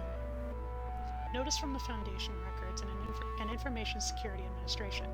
You're reading an archived copy from SCP-5947's documentation. SCP-5947's up-to-date documentation can be found here. Ronald Emmerich, Director, RISA. 5947, Object Class Euclid. Special Containment Procedures. SCP-5947 is to be stored in a refrigerated locker in Site 02 of Site 90. Each week, containment personnel are to identify and isolate SCP-5947-1 from the rest of SCP-5947. Remaining instances of SCP-5947 are to be ground into a slurry and used or disposed of as appropriate. Description: SCP-5947 is the designation for a collection of dried anchovies, one of which, SCP-5947-1, is indestructible. Twice per day, at midnight and noon, all intact instances of SCP-5947 will split into 2 identical dried anchovies.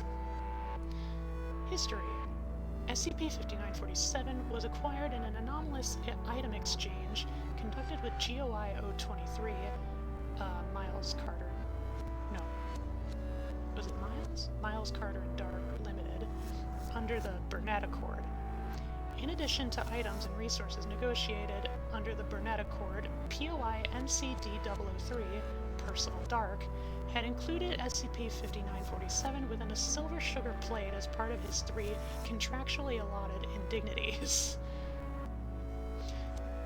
As per protocol regarding unexpected gifts from non-partnered groups of interest, SCP-5947 was transferred to Canuar Site 90, an isolated containment site dedicated to countering mundane and anomalous espionage.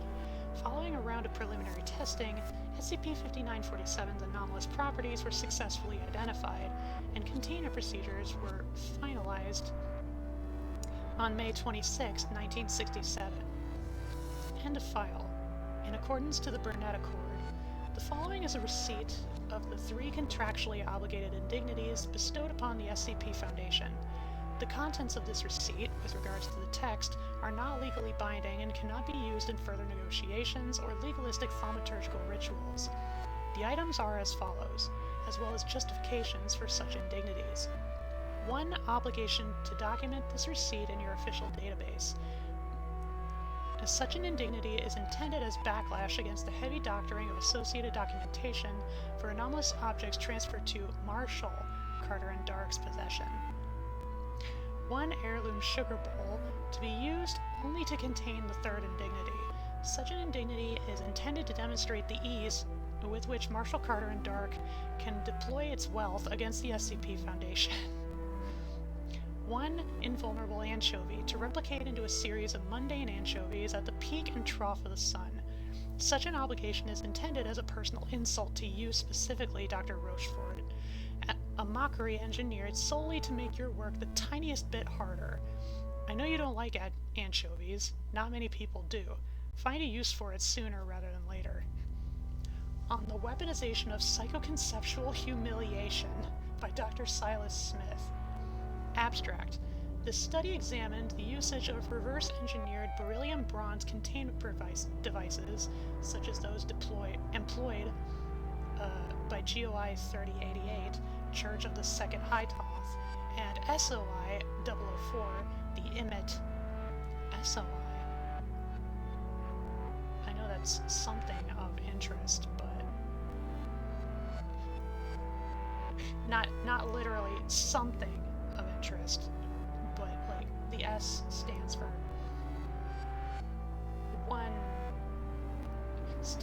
some sort of vague thing that I am not aware of. Like GOI is group of interest, SOI I don't know. SOI 004, the IMIT to weaponize both abstract concepts and ideas grounded to physical objects. Over a 2-year period, December 8, 1997 to December 6, 1999, such devices were attuned to the concept of a series of 12 centimeters by 2.8 centimeter oak blocks painted with the logo of subordinate group of interest GOI 952's Olney Ironworks logo. Using 3 groups of 1,000 blocks, painted blocks, blocks that would not be painted, painted blocks, blocks that would not be painted, and blocks which would be painted after a period of a year. The Foundation would employ each on a monthly rotation as foci for experimental psychoconceptual channeling units. Additionally, every 4th month would see the activation of the channeling units without the use of foci. Agents embedded into GOI 952 would examine trends in gross income and workplace safety. Notice: unidentified figure approaching Canuar Site 90. Director Smith, this is an automated message to inform you that an unidentified figure has been spotted less than 5 kilometers from Site 90's security perimeter. Visual scans suggest 29% probability of containment breach. Please stand by. Dr. Smith, congratulations on receiving your doctorate. I'm skeptical regarding the applications of such a thesis, especially how it pertains to Site 90. Are you feeling alright? It's normal for graduate studies to take a toll on your well-being, but last I saw you, you were unusually stiff, is the only word that comes to mind. Take a breather. You're done. Worry about some self-replicating pizza toppings for the time being. Jesus Christ. Dr. Reagan. Dr. Smith, your request has been received and summarily denied. The schematics you have provided are nearly incomprehensible. Furthermore, the ramifications for such a device's very existence would outweigh whatever good its functions may bring to the Foundation. Honestly, I'm worried about you. Most of your free time is spent tilting this particular windmill. I get it, Silas, but it feels like you're attempting to hammer a round peg into a square hole. Site 90 isn't Foundation Overwatch. They deal with the spies, we deal with the cameras. I apologize for the inconvenience, Dr. Reagan. Dr. Smith, your request has been received and summarily denied. Officially, there is no reason to believe my objections have been adequately addressed. I cannot in good conscience approve the project if it's not been meaningfully altered. Unofficially, you're scaring me, Silas. Stop now before I'm forced to lodge a complaint with Overwatch Command. Dr. Reagan. Open Reagan.avi?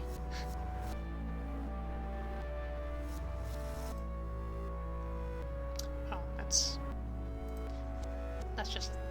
it's just there. It doesn't open anything. I don't know how you got that. Your request has been approved. Don't talk to me ever again. Dr. Reagan. Christ. Warning. POI 000 spotted near Canuar Site 90. Director Smith.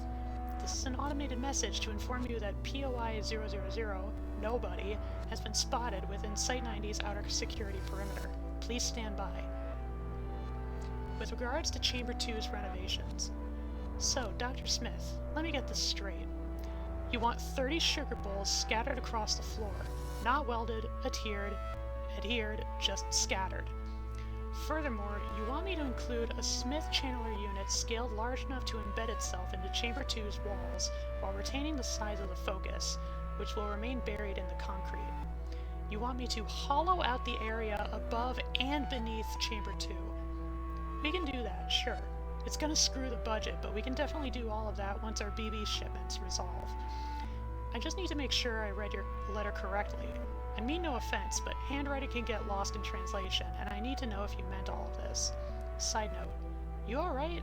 You looked very pale and jittery last I saw you, and I haven't gotten an email from you since your doctorate. Did something change with SCP-5947? Jared Morello, Maintenance Director. With regards to Chamber 2's renovations, well, Irides ran out of space, money, and Director Reagan's patience. After some prep work, it's been found that your realization of Irides is going to intrude on URA 3721. Moreover, the other researchers aren't too fond of what we already have. It's doing something to the morale, more than just the fact that it makes construction noises even on off hours.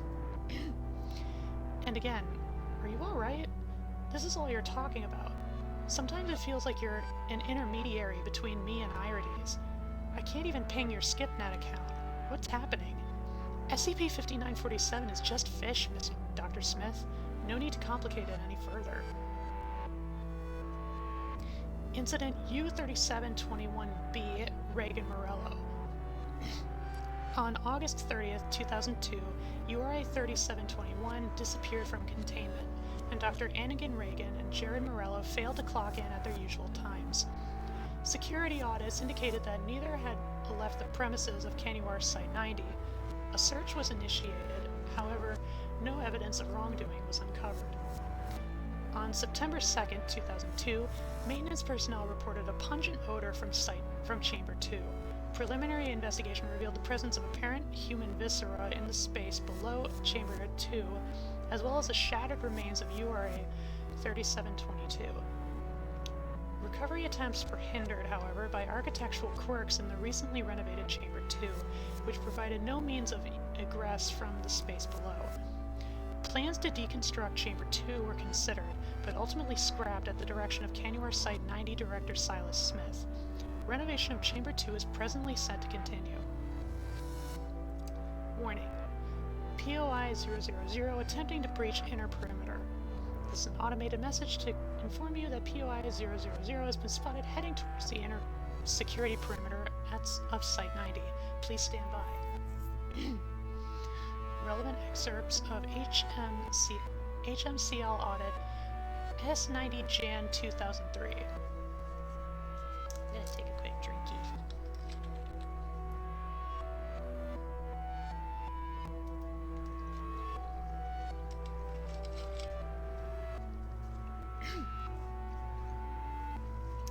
Chamber 2. Supposedly the containment cell of SCP-5947. Containment topology not adequately marked. Anomalous objects containment device unsecured on floor can be easily moved or opened, not adequately demarcated. Minor psychic compulsion. 7 members of 10-person survey team drawn towards anomalous object upon entrance, not adequately noted. Auxiliary containment device is not built to Foundation safety and security regulations. Electronics brought into Chamber 2 experienced severe malfunctions when brought near machinery. No diagraphic documentation relevant to the structure. Rancid odor beyond the necessities of the containment procedures. Chemical hazard. Silver jewelry worn by members of members of the survey team found lightly to entirely corroded upon egress, not adequately noted. Major psychic hazard field, survey team reported feelings of extreme subjugation by an unknown force, not adequately noted. Survey team incapable of entering the bottom chamber safely. Floor of the bottom chamber appears to be covered in viscera. Survey team barred from entering the top chamber. Reason? Insufficient security clearance. It is presently understood that Chamber 2 is undergoing renovations. We therefore implored Dr. Smith to contact us upon Chamber 2's completion.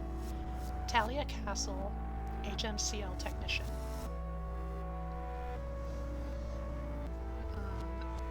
From W. Clarkson, or 2S Divakar.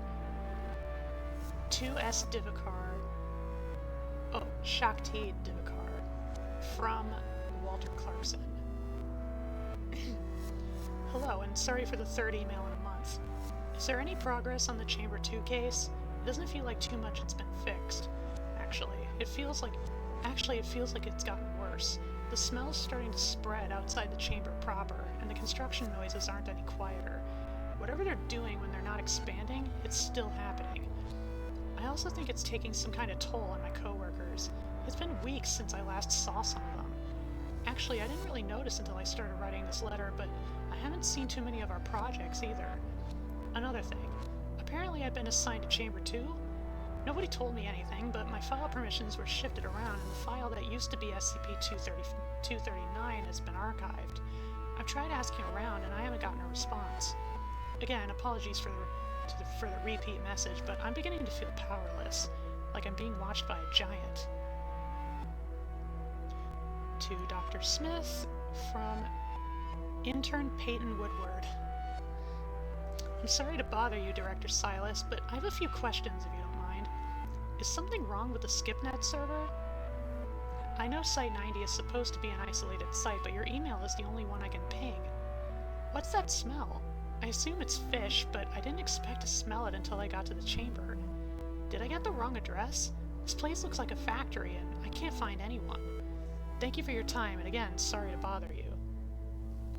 Warning, Canyon Site 90 breached by POI 000. This is an automated message to inform you that Site 90's premises have been breached by POI 000. Nobody. Please stand by. There's another offset! Oh my god. The plot thickens! Automated surveillance log. Site 90 Atrium. Automatic notice. Silverfish.aic has logged Dust Atrium to the maintenance master list as an Omega level priority. POI 000 enters through the main ground floor entrance. They briefly vocalize shock before activating a flashlight and taking the first steps into the interior. POI 000 attempts to proceed further into the site, but appears to be distracted by a portion of the Silverfish Auxiliary Containment Unit. Pulling out an electronic device, POI 000 places a clamp onto one of the pipes, pausing presumably to take a reading before quickly unclamping from the unit and continuing onward. POI 000 appears to accidentally hit their head on the unit as they make their way out of the atrium. Site 90, first floor, south hallways. Silverfish.aic has logged Dust first floor, south hallways to the maintenance master list as an Omega level priority. POI 000 continues through the first floor south hallways. They appear to experience difficulty navigating around the Silverfish Auxiliary Containment Unit. Ignoring the stairwell and administrative offices, POI 000 continues down the hallway until they reach the wall-mounted map of the Site 90 complex. They spend several minutes examining the map, occasionally looking away to monitor the hallway. Eventually, POI 000 continues along their way. Automatic notice. Silverfish.aic has logged correct map of Site 90 to the maintenance master list as a Theta level priority. First floor break room.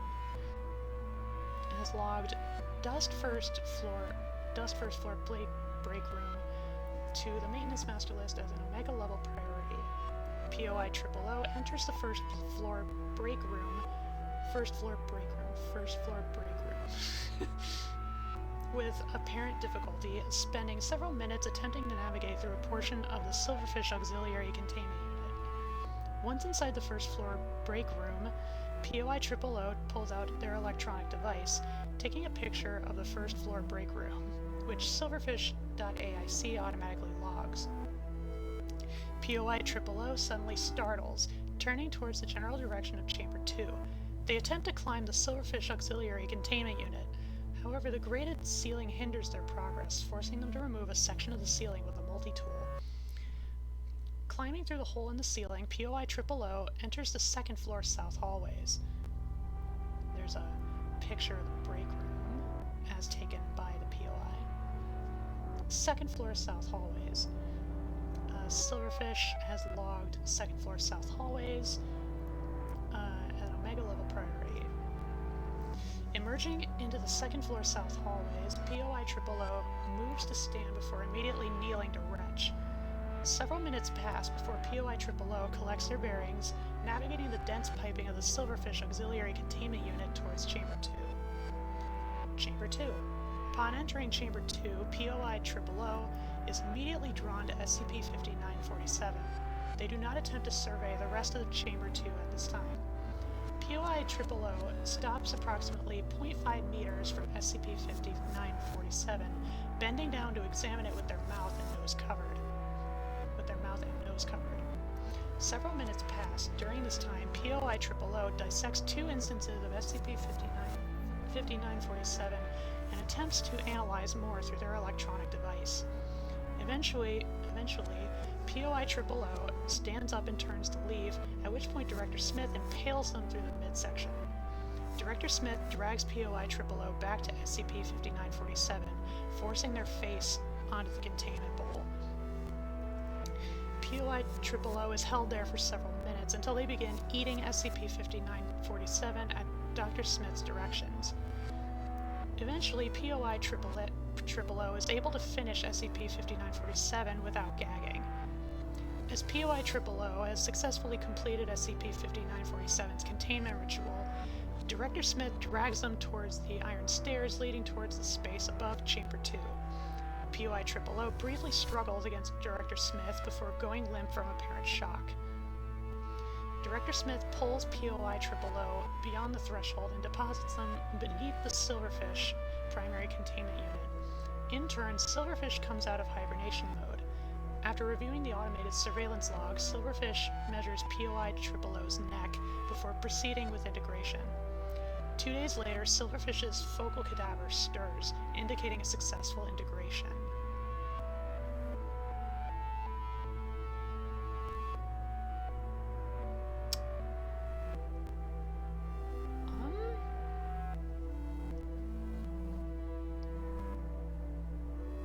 Okay.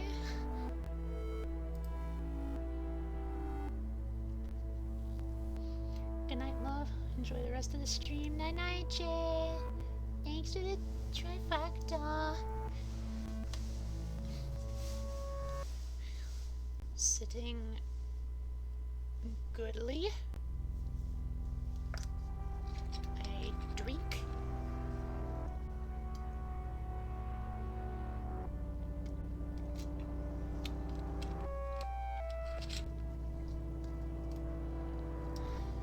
And a bit of stretch.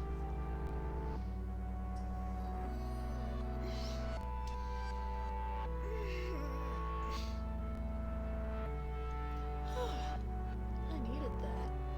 That felt good.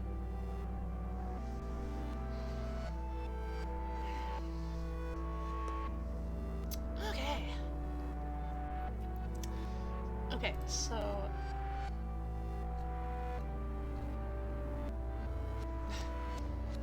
I will admit I don't fully understand this one. So there's indestructible anchovies that's self-replicating. Something about psychic influence. It was provided by Marshall Carter and Dark for the sake of, I guess for the sake of, spiteful,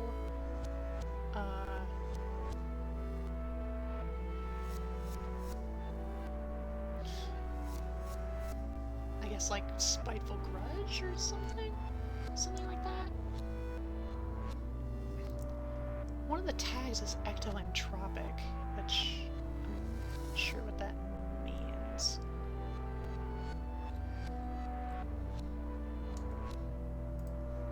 Ectoentropic.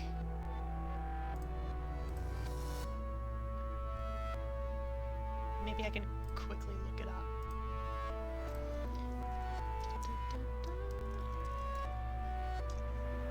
Ectoentropic. An ectoentropic object can violate the laws of thermodynamics and generate energy or matter out of nothing. Okay. You know, outside of or defying thermodynamic entropy. Got it. I assume that's just the, like that's just part of the self-replicating nature. Ghost entropy. Anywho, SCP Rando.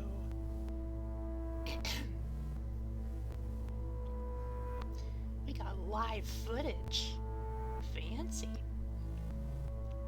Okay. Is that a hammer?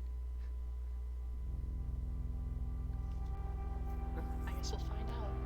Rating of 121, not too shabby. SCP-2665. Object Class Safe. Containment Protocols. SCP-2665-A is housed at Site-48 in a Safe Class Containment Locker. Testing with SCP-2665-A is currently being supervised by Dr. Smith. Would it happen to be Silas Smith? No. SCP-2665-A is not to be used for testing unless permission is granted from Senior Researcher Andrew or a Level 3 researcher. The tunnels within SCP-2665-B are to be constantly monitored by guards, who are also tasked with searching the tunnels in order to retrieve any additional documents written by the ENCC. SCP-2665-B's known entrances have been closed off using a cover story of hazardous tunnel collapses. Update. As of Test 2665-A6, access to SCP-2665-A is to be granted only to senior researchers. Junior researchers are authorized to assist testing of SCP-2665 only at the request of a senior researcher. Description: SCP-2665 is the collective designation given to two anomalies, SCP-2665-A and B. 2665-A is a weathered pickaxe made out of non-anomalous oak wood and iron. It measures 5.5 kilograms in mass and 1 meter in length. SCP-2665-A's anomalous effects manifest when a subject holds SCP-2665-A with one hand near the head and the other at the base of the handle.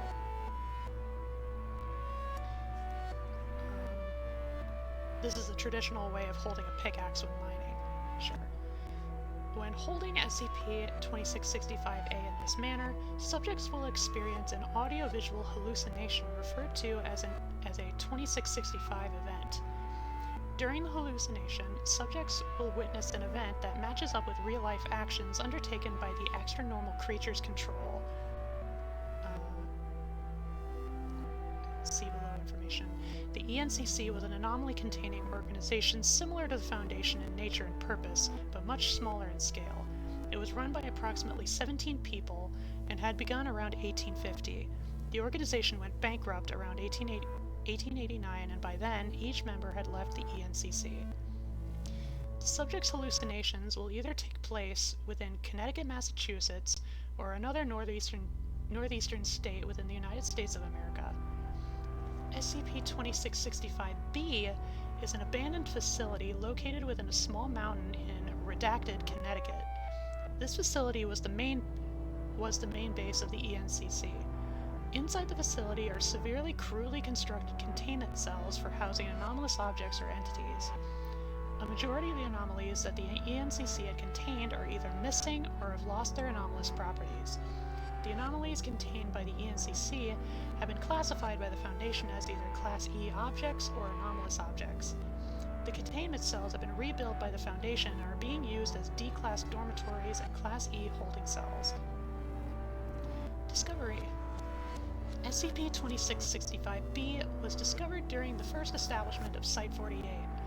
While constructing the site, personnel discovered the entrance to the abandoned facility within a cliff face of the small mountain. Personnel inspected the area and discovered several documents somewhat similar in format to SCP documents. Foundation documents were researched to determine if the organization was accounted for in the list of known groups of interest. This facility was not included. During further exploration of the facility, Foundation personnel found documents belonging to the extra-normal creatures control. It was also discovered that a large part of the facility had been destroyed. The destroyed remains led to a series of mining tunnels and caves. Inscribed on the walls were arrows pointing towards a large cavern filled with water and with sunlight shining through the ceiling of the cave. In the middle of the cave, a book was found containing old documents along with SCP-2665-A. Incident 2665-1. During Task 2665-A6, Senior Researcher Andrew and Junior Researcher Bronx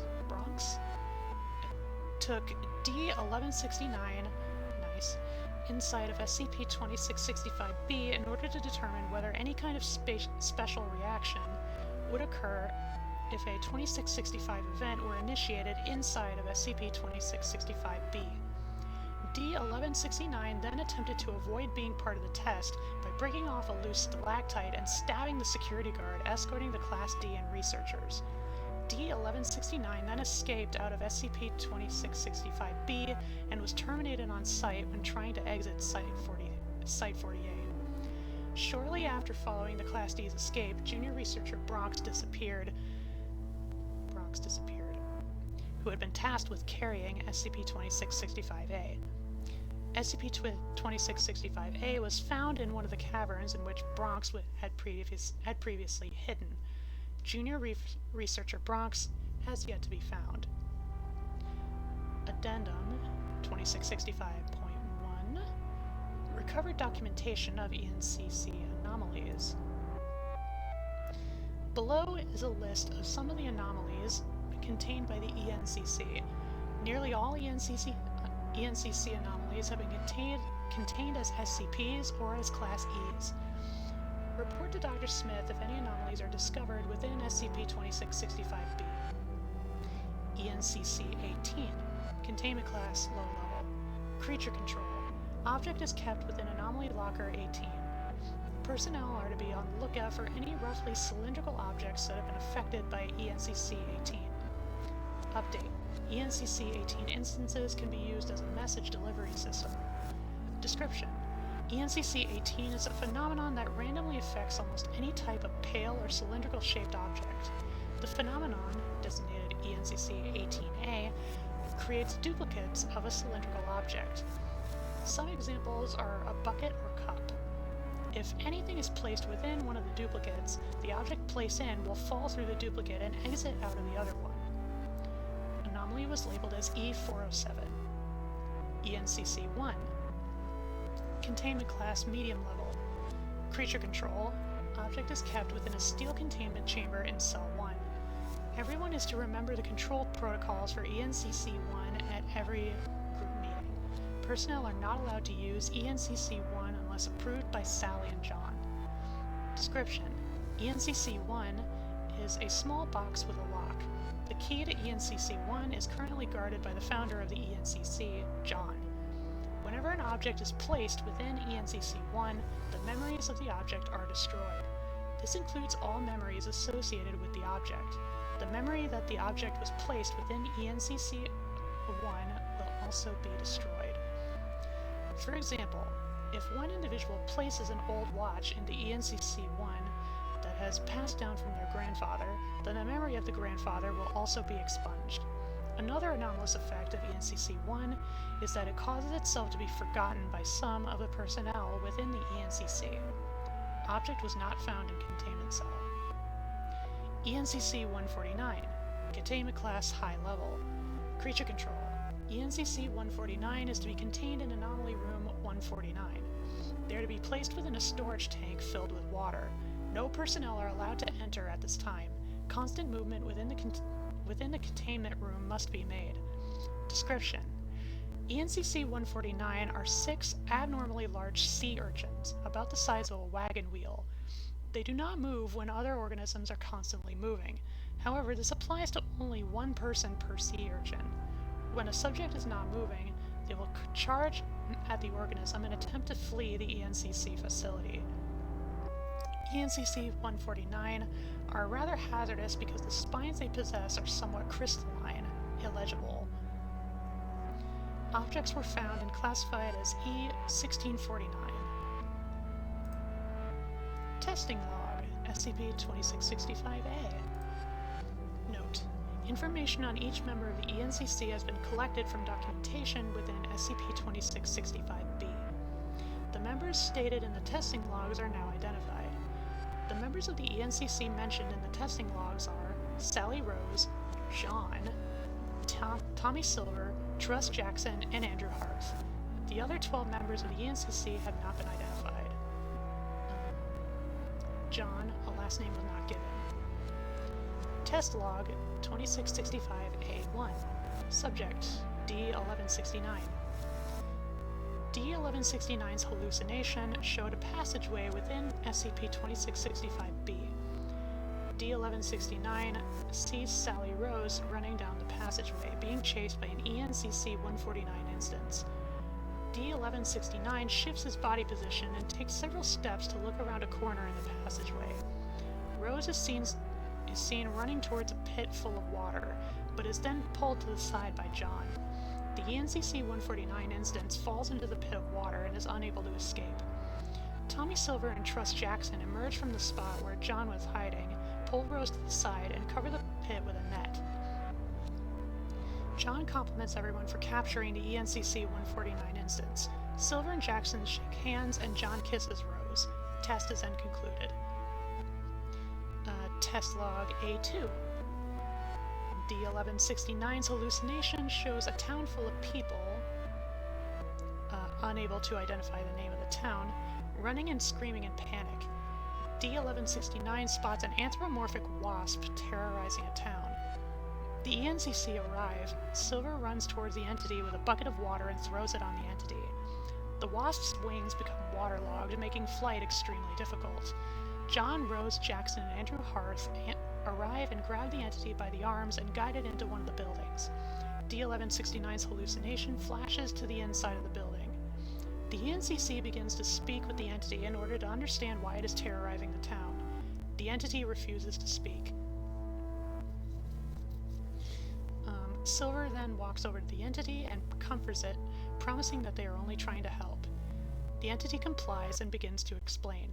However, the hallucination ends before an explanation is given. Test log A3. D1169's hallucination showed the ENCC members by a campfire gazing up at the stars. John is holding a guitar and brings the other members into a song. Lyrics were recorded by D1169. I am so bad at improvising melodies, so I'm just gonna read it. I've been singing down that gritty old trail, the one where dreams are coming true. And even though I may not be coming home real soon, I'll make it worth it wherever I am. The group rejoices after the song is finished. The hallucination ends, and D1169 reported a feeling of lightheartedness and nostalgia after the test. A4.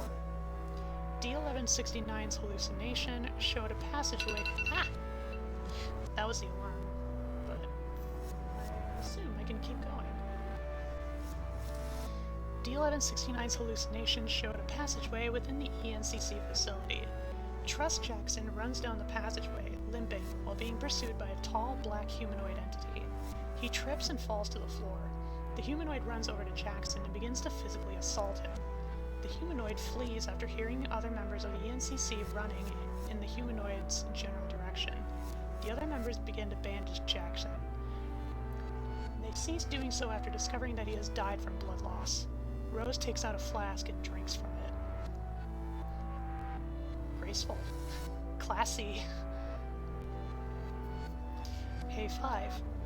D1169's hallucination showed the inside of an ENCC dormitory.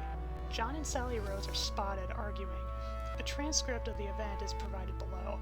At the end of the hallucination, Rose takes her luggage and leaves John. Transcript. Please, honey, I can't do this without you. It's too much, John. It's just too much. Trust, you still have the rest of his life left. Tommy's not gonna get better anytime soon. I just don't think I can do this anymore. Rose collects more of her personal belongings and places them into a suitcase. I'm sorry, I really am. But we have to move on. We have a job to do. The Foundation always picked itself up. The Foundation! The Foundation! That's all you talk about! Who are those people anyway? Why haven't they helped us? I'm sorry, John. I can't take care of everything anymore. You have a lot more staff to help you, you know. Rose picks up her suitcase. Goodbye. Oh. Addendum 2, recovered letter. During exploration of SCP-2665-B, a small hole was discovered. The hole was drilled through, and a cave was discovered on the other side, containing the remains of a human skeleton and a small sculpture. The sculpture depicted the 4 primary members of the ENCC: John, Rose, Silver, and Jackson. Next to the sculpture was a letter addressed to Sally. To Sally. Isn't it exciting? The mystery, the wonders, the hysteria. Who knew all of this would happen, hey Sally? Once I was just a nobody working at the Foundation. Life wasn't that exciting, working in a coal facility filled with people I didn't know or hated. Honestly, I'm glad this happened to me, that I was sent back. I finally got to build up my own foundation with you, me, and the others. I got to live out my dream. But more importantly, it allowed me to meet you, Sally. You understood me perfectly, and I would have done anything to keep you safe. That's why I left you at the facility to work and research. I was starting to focus more on my work and losing sight of what really mattered, the people I had around me. I just hope you understand. I never liked my job. I really didn't. But I still did what I had to do. You know that I dedicate myself to my work no matter when or where I am, even if I may not like it. If you ever come back, I hope we can go on more of our own adventures. I'm glad I spent all this time with you, John. Addendum 3, recovered ENCC anomalies.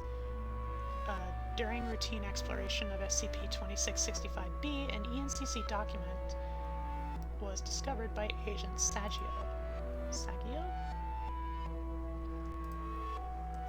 ENCC 111, or I guess 111? Containment class medium level. Creature control.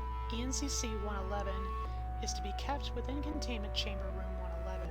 No personnel are to use it at this time. Description: ENCC 111 is a phonograph cylinder of unremarkable make. The object cannot play music as the object's cylinder is damaged. The crank is still functional. When a subject aligns itself with the horn of the object while another user cranks ENCC 111, the anomalous properties become apparent. The memories of the subject will transfer to a nearby object in the subject's vicinity. All memories will be eradicated from the subject. Anyone that interacts with the object that holds the subject's memories will have heavy hallucinations of the subject's memories.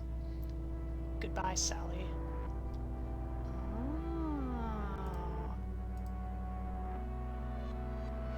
So they use that to put it in the pickaxe, and now here it is. With Site 48 CCTV live broadcast. Like, it's just there. Yeah.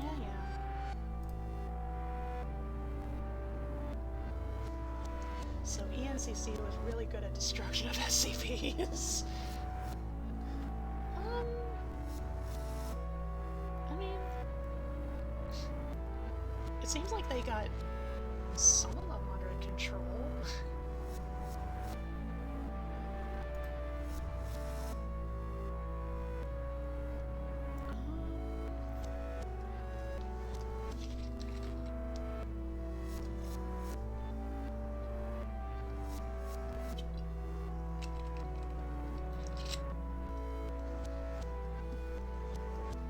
Let's see. The state of my throat is actually doing pretty alright. My mouth is starting to get a little bit dry. I could probably do a couple more. I'm kind of curious about any of the most recent SCPs, so let's take a look. The Pyroclasm Protocol. Time pervert.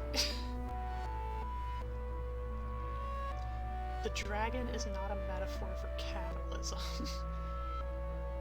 Build your dreams one brick at a time.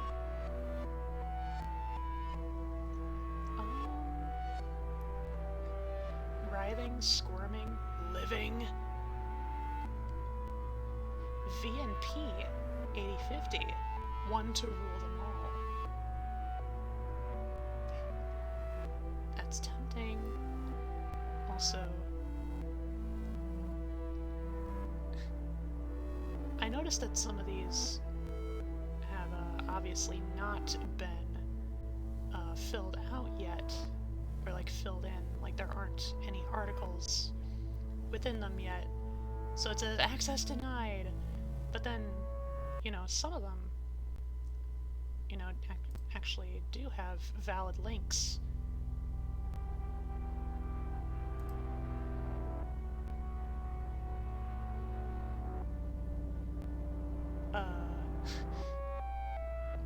SCP-8062 is definitely anomalous. Containment procedures. SCP-8062 is to be kept in a locked safe in a storage locker in Site 19. It is to be known about by every possible SCP employee excluding D-Class. If asked about it, is to be brought up in conversation if rules and situation permits. Description. SCP-8062 is a dark blue 1-liter water bottle with a loop screw on cap, and a logo at the bottom. Information. SCP-8062 is a 1-liter water bottle that is known to be anomalous. However, even after extensive research, it is still not known how. Though this water bottle is most definitely anomalous. Upon learning of its existence, anyone will agree of the fact that it is anomalous, including those not privy to the existence of the anomalous. Author's note. Okay, so the point of this anomaly is that people think it's anomalous, and people just don't realize that it's anomalous. Property is that people think it's anomalous because that's part of the property. Essentially, the property is that it makes others want to see if they can help find out what its anomalous property is. However, in actuality, what they're searching for does not even exist. By the way, there is not a way to tell you're under the effects of the actual anomalous property. Oh, this was last edited 40 minutes ago. So it's definitely not an official entry. That sounds like it's the gist of it. It's just somebody got to it, and it hasn't been properly verified by the wiki staff. And at this point, I don't think it's going to be. It's pretty amateurishly written. can't expect that it's going to last for long in its current state. Or at all.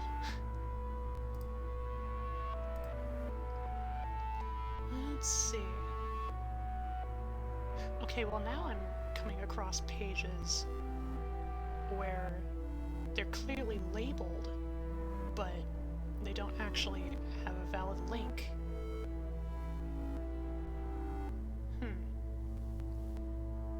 I suppose it's just kind of the concept of, or kind of the consequence, rather, of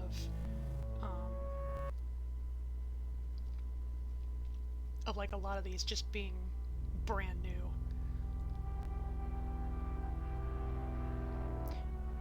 We started off with 8147, the world builder. Let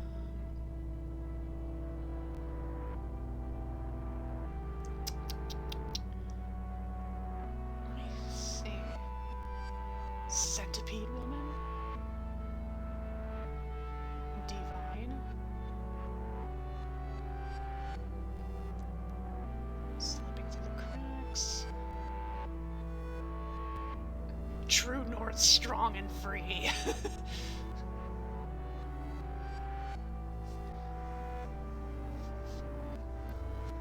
Dream Suite in C major.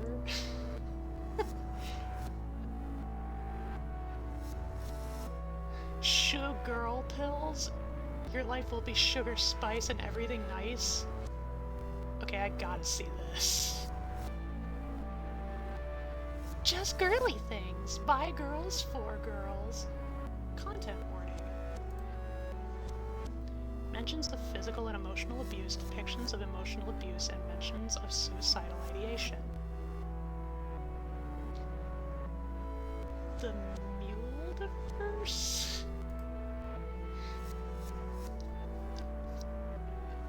Okay. SCP-8319.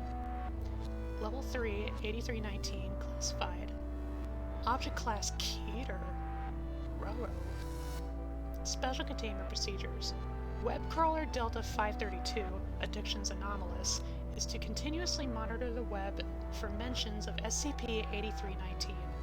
All mentions are to be archived and removed.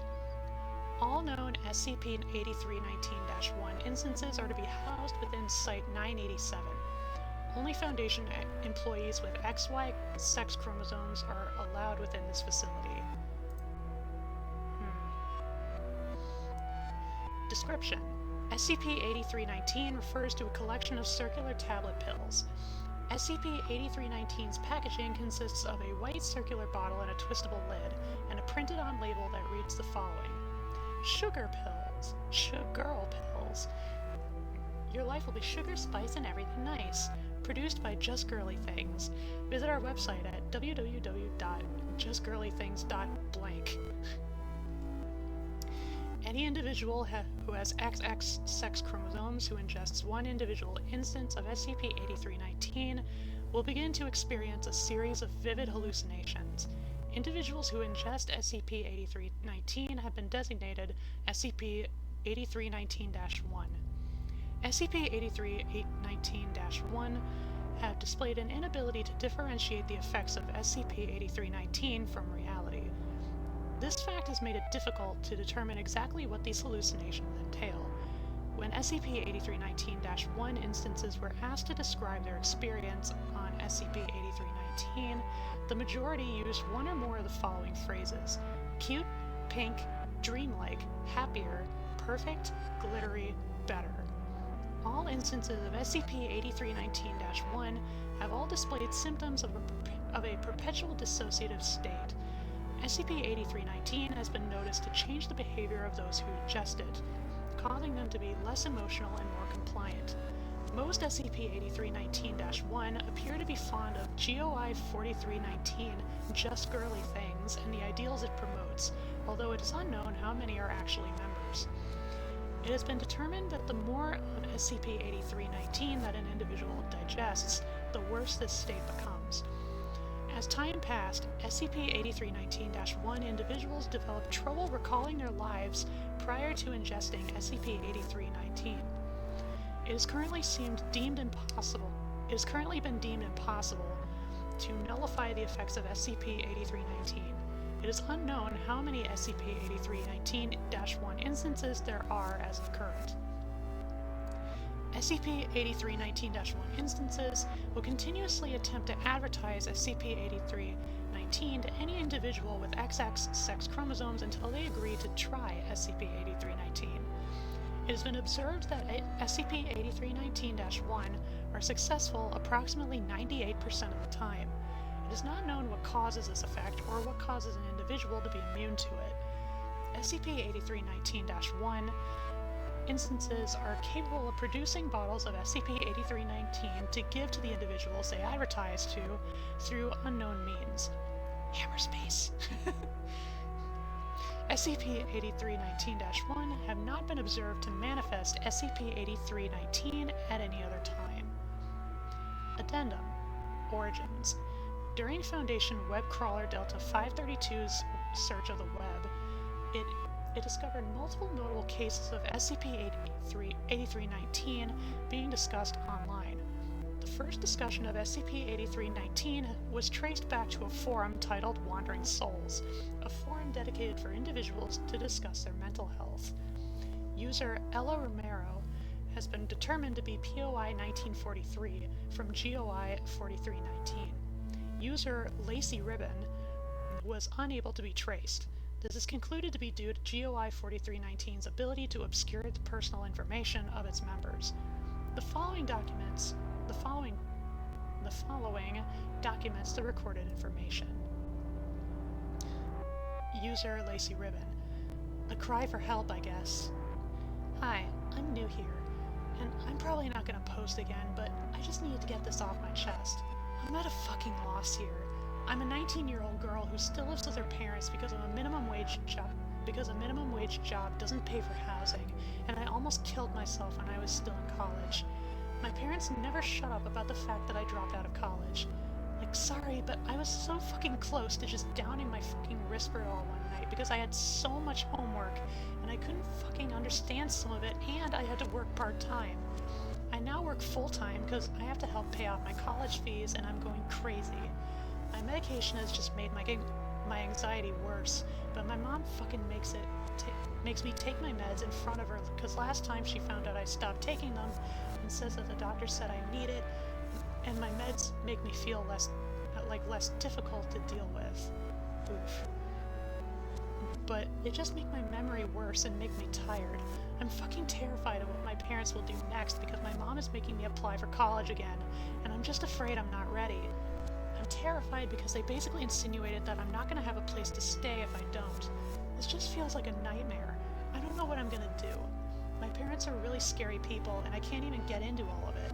I don't have any IRL friends, so moving in with a friend isn't an option.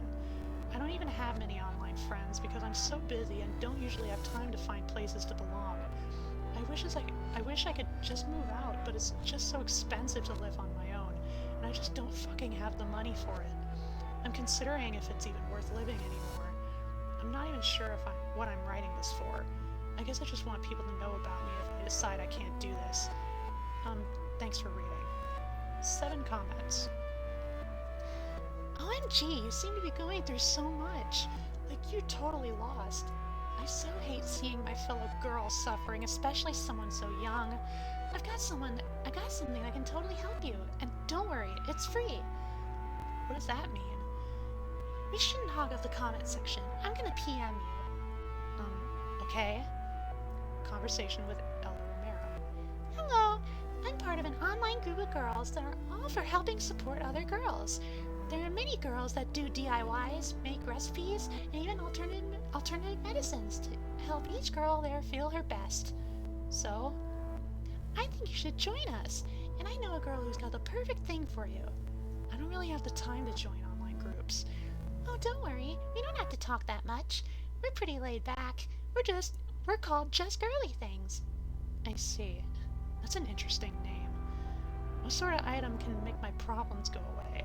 I appreciate the thought, but I'm broke. My parents are abusive. I'm alone. I'm tired, and my medication just makes my life worse. I know that I'm just a stranger, but your situation totally spoke to me. I've got a good friend that's gone through some horrible things. I'm so sorry. She's like one of the sweetest girls I know. Her trauma stripped her of her girlhood and made her feel unlovable. But then the site creator found her and totally restored her girlhood. We've got girls in all stages of life on the site. Wow. It's great, I so promise. You can trust me when I say this.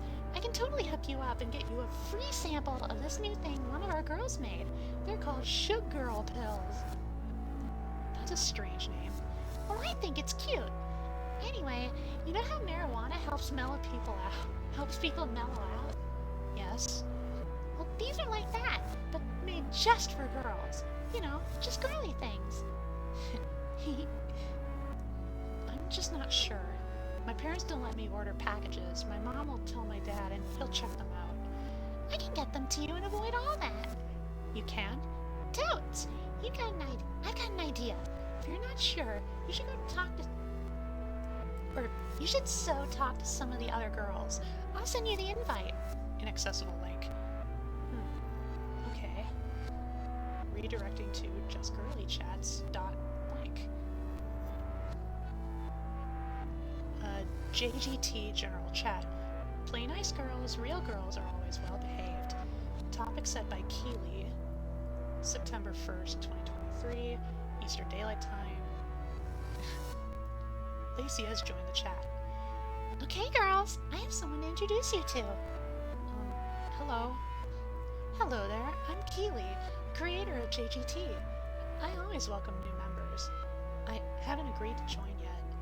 I invited her to talk to you all, to see how supportive us JGT girls can be to our fellow girl. It's nice to meet you. Thank you. I've been going through some really tough times lately. Don't you worry, girl. We totally got you. Totally feel free to talk to us. Keeley. Scene Mimi. JGT bot. Mimi was last online 4 hours ago. Ella said she had this sort of weed alternative that could help me. Oh, she recommended those? Is there something wrong with them? Not at all. Oh yeah, I just didn't know we were releasing them yet. You're very lucky. It's not often that Keeley lets new members try new products. Yeah, lol. I had to run it by Keeley first, but she said it's totes okay. She's totes okay with it. Oh, that's cool. Yes, the girls here are very kind. You know, I found that JGT has really helped me become the mother I've always wanted to be. I've been closer than ever with my youngest daughter. Which links to what I assume is a tail. I think JGT could really be the support system you need. I've been having some problems with my parents. Dot, tell Mimi I've got someone I want you to talk to. JGT, got it. I'll let her know lickety split. My little sister has been the happiest version of herself since once I introduced her to JGT. Issues with your parents? I hope you're okay. Yeah, my parents don't understand that my medication has been taking a toll on me, and that I can't apply for college again because it would be psychological suicide. I didn't go to college, and I turned out perfectly. You don't need to go back. I just feel like my parents don't understand or care about me, and I don't have any friends. I'm so sorry. Angel has joined the chat. My parents always tell me to stop whining when I try to tell them how I feel. Sometimes medications have side effects, and that's not a reason to be a whiny bitch about it. Hello, girls. Hello, Angel. Angel! OMG, meet Lacey. She's our newest JGT girlie. I still didn't say I'd join. You're gonna love it here. It probably sucks that they don't care how you feel. They're your parents. They should care about you. That's what I say. Your parents make you take medication? What is it for? It's an antipsychotic for my bipolar. They shouldn't make you take medication. That crap messes with your brain and stops you from being the real best you. Wait, no, I don't think medications are bad. Mine just make me dizzy and tired and make my memory shit. It sounds to me like they're just using it to control you. You're in luck, because she might be the very first to test the Shoe Girl pills. Yes! So exciting! See, the things that Mimi makes are the only kind of medication I trust. So many medications prescribed nowadays go against the natural plan that God has. Oh boy. I think you guys are kind of speaking over Lacey. Jess has been kicked from general chat by Keely. Take some time to reflect and come back later. Wow. Huh? What did she do? Don't worry about it. Mimi has joined the chat. I got your tell. Mimi! Hey girl! Ella found a girl that can try out your pills. Hi. That's wonderful. Hello, Lacey. I'm Mimi. I like to see what sort of health supplements I can create to help my fellow girl. That's really cool.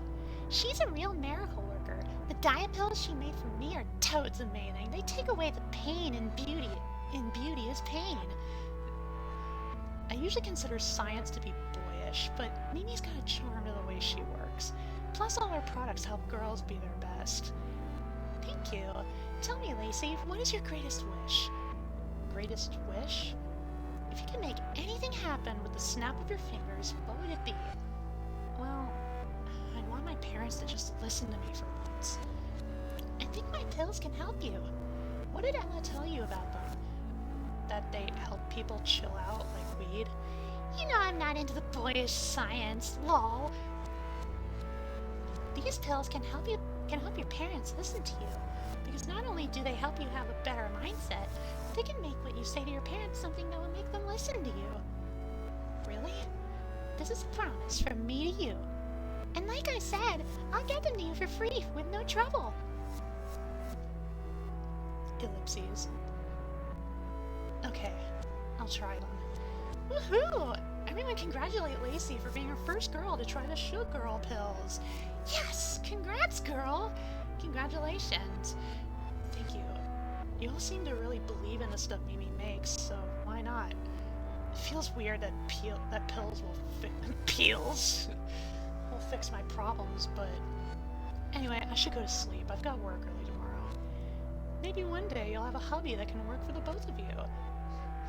I want a job just one. I want a job, just one I like. Anyway, you're all very nice. I'll see you later. Update us on the pills. I will. Bye. Lacey has quit the chat. She seemed a bit normie. Oh, don't worry. She's exactly what we needed. And then... Was this later in the day? 4:31.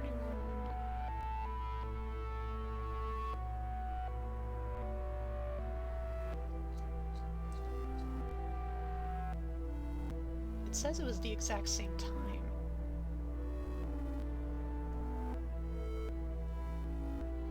Huh, weird.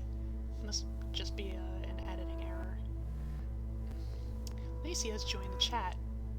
Oh, I see. So, like, 10 minutes later. Hi! Hey, girl! Hey, Lacey, how are you doing? Fun. Everything is so pretty. The liquid is pink now. The liquid? My skin glitters. It all looks nicer. Oh, you've tried the pills. Did they help? Are things better with your parents? They did get confused, but they started making sense. They said something about needing to fix something. I think my parents could be happier. I realized that it caused so many problems not listening to my dad, too. Mimi, do they work on guys? Unfortunately, they do not. That's fine.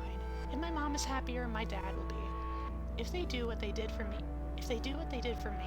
my dad will like my mom. Finally. I'm also like joining JGT now. Can everything about it make me happy? Absolutely. We're glad to have you aboard. I'm happy that you're happy. Well, now that we know the pills are a success, we can start to market them. Jess, want to be trial number 2? What? Just kidding. Lacey, feel free to give them to anyone you know. I don't have any friends in real life, but I have coworkers. I shouldn't have doubted you guys. I'm glad that something I made was able to make you more confident in yourself. Yeah, I have work soon. Get ready. I'm sure any of your female coworkers will be glad you want to help them. Bye. Bye, Lacey. Talk to you again soon. Conversation with Lacey. Hey, Lacey, I wanted to talk to you. With Jess. Okay, you can talk to me. I don't exactly know how these pills work, but I'm kind of worried. How exactly do they make things better with your parents? They asked me things, and I replied to them. They got confused. I already know all that. You said it in the main chat. I'm just afraid that you're not really you anymore. From what I saw of you, you seemed like a nice and strong girl. It's honestly been a really long time since I talked to someone that didn't agree to Keeley right away. It was refreshing. Seeing a woman with a job and a life outside of being the perfect girl. I think the perfect girl depends on the girl, you know? Mimi, Ella, and Keeley were right, though. Life is sparkling. I'm happy. Are you? Yes. Unless you think I'm not. That's not for me to decide, Lacey. That's up to you. I gave some to my coworkers, so we can be happy together. Everyone needs to be happier, even if they say they don't. What happened? I put them in their purses, so I don't know. I'll see them happier tomorrow. I gave one to my mom. You gave them to your mom? What happened? She said she's happier now. She said the glitter looked better now. My family is finally peaceful. I see. You should try them, so you can be happier. I'm already happy. Talk to you later. Oh, don't tell Keeley about this, okay? Okay. Shoe Girl Pills side chat, where JGT bot can relay messages if any of us aren't online. So now, on to August 25th, 2023. 6:02 GMT, Eastern Daylight Time. Keeley, I found a girl who's perfect. I just sent her an invite to the chat. Not the site, right? Just the chat? Yep. Good work, Ella. We'll see how this goes. JGT bot, tell Mimi Ella found a girl. We'll try to get her to agree to take them, but try to get on. You know it's time sensitive. On it. A minute. No. No, I need to remember not to read that. That's pointless. JGT bot, tell Mimi I need you to get on. We can butter her up all we want, but you're the one that knows how these work. And if she converts before she takes them, this is all for nothing. On it. I'm trying to hype her up too, but I don't know how the pills work. Mimi joined the chat. Hey. Thank goodness you're here. What have you been doing? Does it matter? I suppose not for now. She's very stubborn. Work your magic. On it. Leave it to me. She was relatively stubborn. The pills really worked. They worked exactly as expected. We've gotten 15 new signups in the last 2 hours. It's not the signups I care about. But anyway, absolutely perfect. You're a total miracle worker. You know much more about the icky science than I do, lol. I'll continue to observe the effects. Don't sell yourself short. You did a wonderful job scouting for a trial girl, Ella. This girl is perfect. Aw, thanks, girl. I'm very excited to see where this new project can lead us. Alrighty then.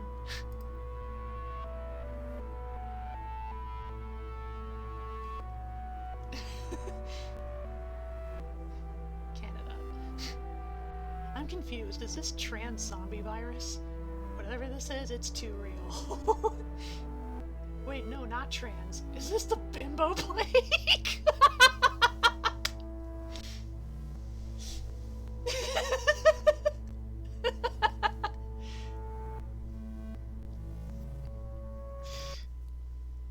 I think it seems more like,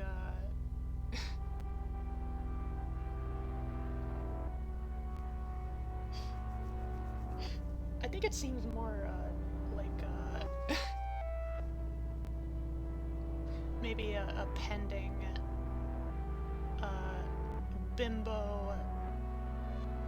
opioid epidemic?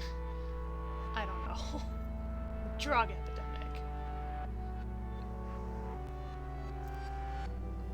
The bimbopocalypse!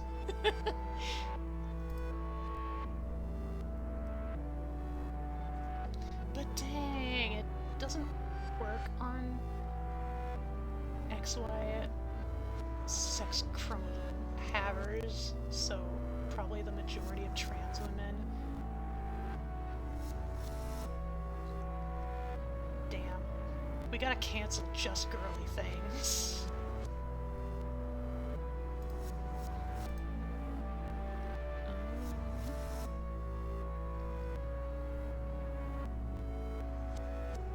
I almost kind of want to see what else is covered under just girly things. Otherwise, I could just do another random SCP. Oh wait, I was doing the newer SCPs, that's right. Aquaphobia, surface tension. Air dodo? The Birch Knight and the Game of Three Chestnuts. Does it hurt when I do this? Oh boy. That one time the Foundation attempted to use simulacrum technology to contain a Keter-class entity in another world. When dreams come true, the Howling Face is hiding places.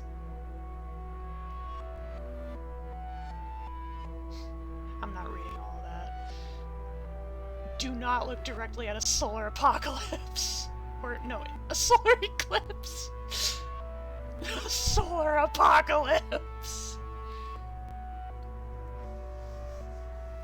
That time, I, a Foundation agent, was abducted into another world at war with mine. Damn, we got 2 isekai light novels. Make any day your birthday. The Sky Route. Truck-kun? Goddamn. Affordable healthcare actor? That doesn't sound nefarious at all.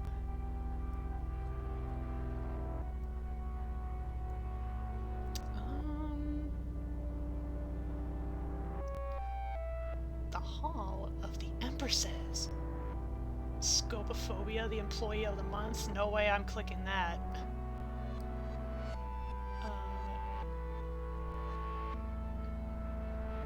Let's check out the Hall of Empresses. I'm on a girly mood.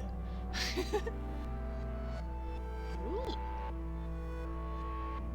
Red tape, 36 minutes to midnight. No, it's not. Content warning. This article contains themes of victim blaming and allusions to sexual violence. Additionally, it deals with themes of misogyny and sexism. And then we have some accreditations for help. A rating of 110, so it sounds good. This one's fairly lengthy, though.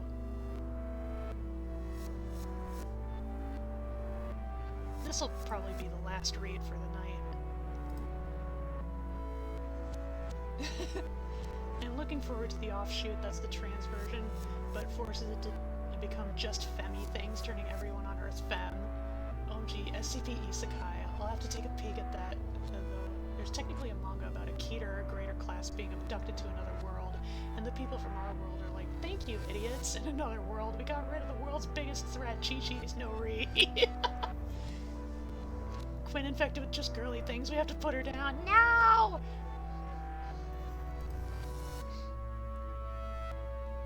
Not while I'm still streaming. Anyway, SCP-8600. Containment class, safe.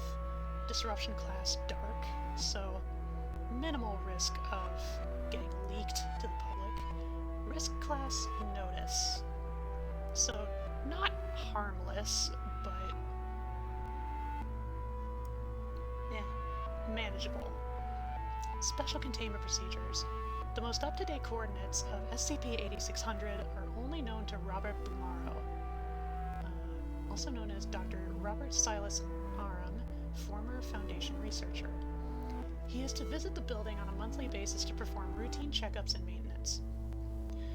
As SCP-8600 changes its location in unison with Amoni Ram, ancient Mechanite city discovered by the Foundation in 1983, and possesses identical entry requirements, the person intending to enter it must be familiar with its exact location, no additional containment procedures are necessary.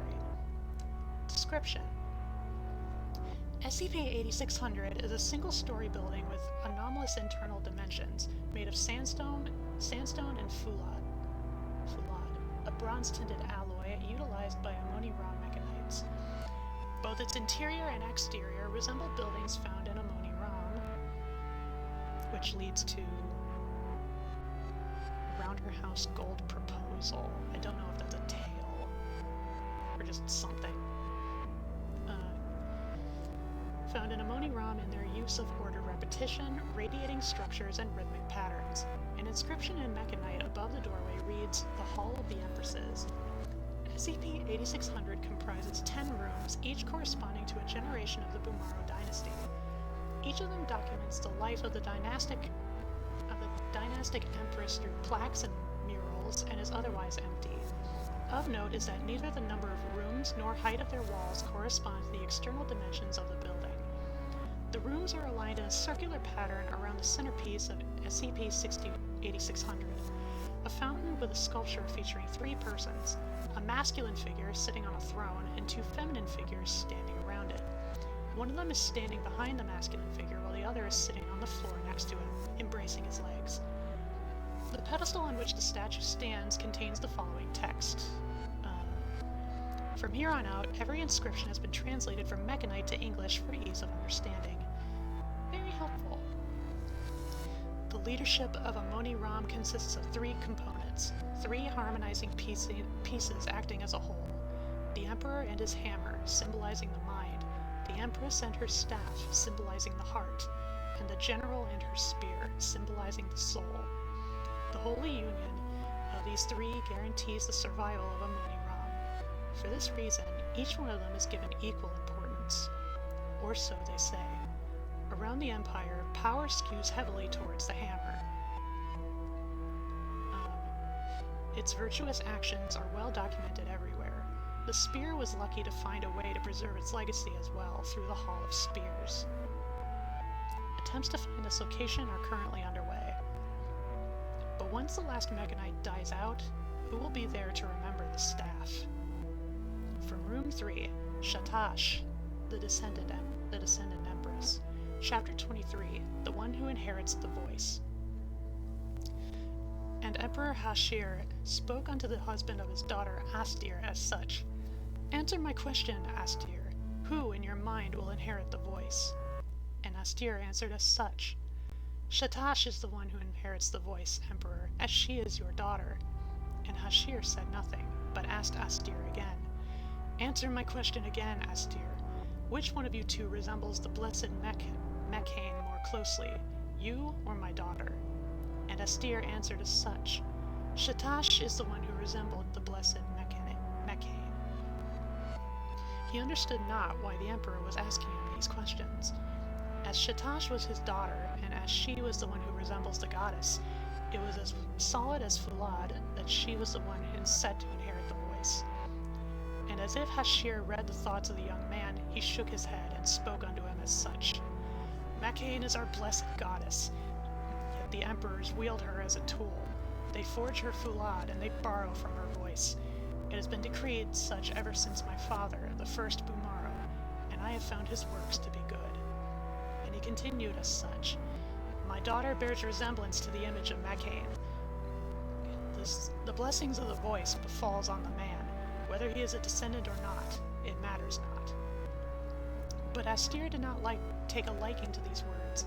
He understood not what significance did the words of the Emperor hold, and he understood not why Shatash cannot wield a voice. Emperor, are you not suggesting in earnest that I wield my dear Shatash as a tool? And are you not suggesting her resemblance to Mechane places her underneath me? Surely it must go the other way around. And the Emperor had enough of hearing the doubt in the voice of Astir. I am not suggesting, I am instructing. You question our ways, but that will not hold me back. I shall guide you to the throne myself, and you will be overcome with understanding. Ashir did as told, and once Astir seated himself, he presented him a cylinder. This contains the memories of my father. I shall hand them over to you. You shall do the rest. As he inserted the cylinder into the throne, Astir went silent. And from the doorway, this all was observed by Shatash. The words of her father, Emperor Hashir, cut her soul deeply. The power of the voice mattered not to her, and yet she was wounded by his words. She understood not why her father would present her as a tool to Astir. She treated him as a peer, despite her being the heiress, and him being a commoner. Surely whatever her father presented to him will not sway him. And when she entered the throne room, her voice was tearful. Father, you would betray me so? Do you love me not? And Ashir did not look in her direction, instead observing the throne. I do, Shatash. It is known. I ensure a proper upbringing for you. I taught you knowledge only the emperors possess, but the blessing of the voice was never yours to bear. And Astir sat in the throne, overcome with visions left to him by the first Bumaro. He will understand soon, Ashir proclaimed, and moved to leave the room. And with that, I leave you two to your own. And when he left through the side entrance, Astir has awakened. Shatash wanted to turn around and run, but she was unable to, as she found the main entrance to be locked. Astir, she spoke unto her husband, tearful. You love me, do you not? I do, came the answer of Astir, short and sharp, as the Fulad dagger. And when he opened his eyes to gaze upon his wife, Shatash recognized a sense of distance and cold that was not present prior, and she spoke unto him as such, hoping she would reach him. You are strong, Astir, and I love you. Please, give in not to what you saw. Our strength lays in our love. And Astir answered as such. I am strong, Shatash, and you know that. But I have tasted what it feels to be in charge, to be the one who controls. The strength of spirit pales next to the strength offered by power. Astir, Shatash pleaded him as such. Please resist. Silence, Astir commanded his wife. And as the voice left his lips, he finally understood. So this is how it feels, he whispered, looking at her. I understand now what your father meant when he told me this power was ours to bear. And words left the lips of Shatash no longer, as if her very throat was sealed, and she looked at him with fear in her eyes and began weeping silently. The murals show the life of Empress Shatash, including moments such as meeting with Emperor Astir and their marriage ceremony. With the conclusion of the ceremony, the paint from the face of Shatash has been progressively wearing off more and more. Of note is that this type of damage is present on the majority of the other murals. SCP-8600 always manifests adjacent to Amoni Ram, regardless of where the city teleports. Its coordinates, which change upon each teleportation, can be found etched into one of the tunnels of the Undercity. The state of disrepair the Undercity was left in led to the uncovering of said coordinates. They have since been reconciled. While the purpose of SCP-8600 can be inferred from the inscriptions found inside it, information on who built SCP-8600 is currently unavailable.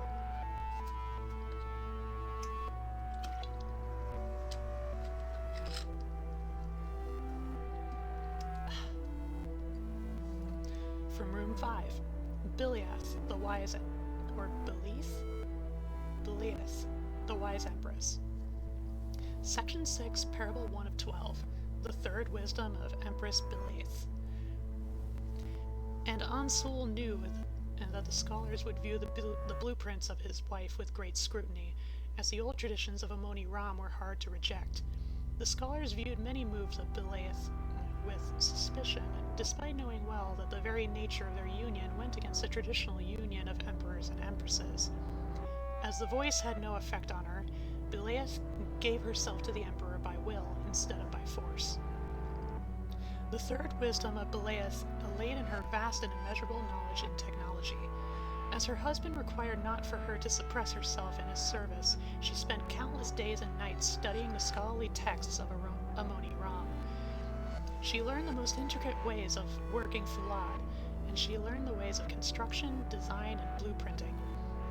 And when the scholars discovered faults within the efficiency of the transit system of the blessed Amoni Ram, Ansul hesitated not to propose the blueprints of Belaeth as a solution. And when the scholars scrutinized her blueprints, he offered them a test of wit and skills, as follows. If you want a blueprint from the Emperor, I will provide you one. I will provide you my plan for fixing the transit system, and whether mine or the ones of the blessed Belaeth will be more efficient, you shall be the judge of that. And Belaeth minded not the concerns of the scholars, as she knew their minds were closed as a circuitry, and their conviction in the old ways of the Bumaros was as solid as Fulad. Instead, she looked forward to the blueprints of her husband with awe and curiosity. If he surpassed her, she would not have minded it, for she knew in their best of wits their chances were equal. When the day of testing came, the blueprints of Ansul were brought out first. The efficiency problems were still present, though not as strongly as with the current railway system. And then the blueprints of Belaeth were tested.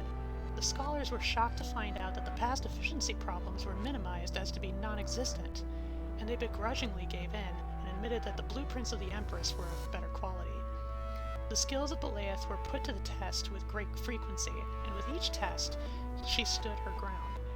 And in those in which she didn't, Ansul ensured to let the scholars know that one fault of the Empress undermined her skills not. One faulty blueprint of Belaeth is enough to make your faith in her waver, yet countless faulty blueprints by me were not enough to shake your faith in me.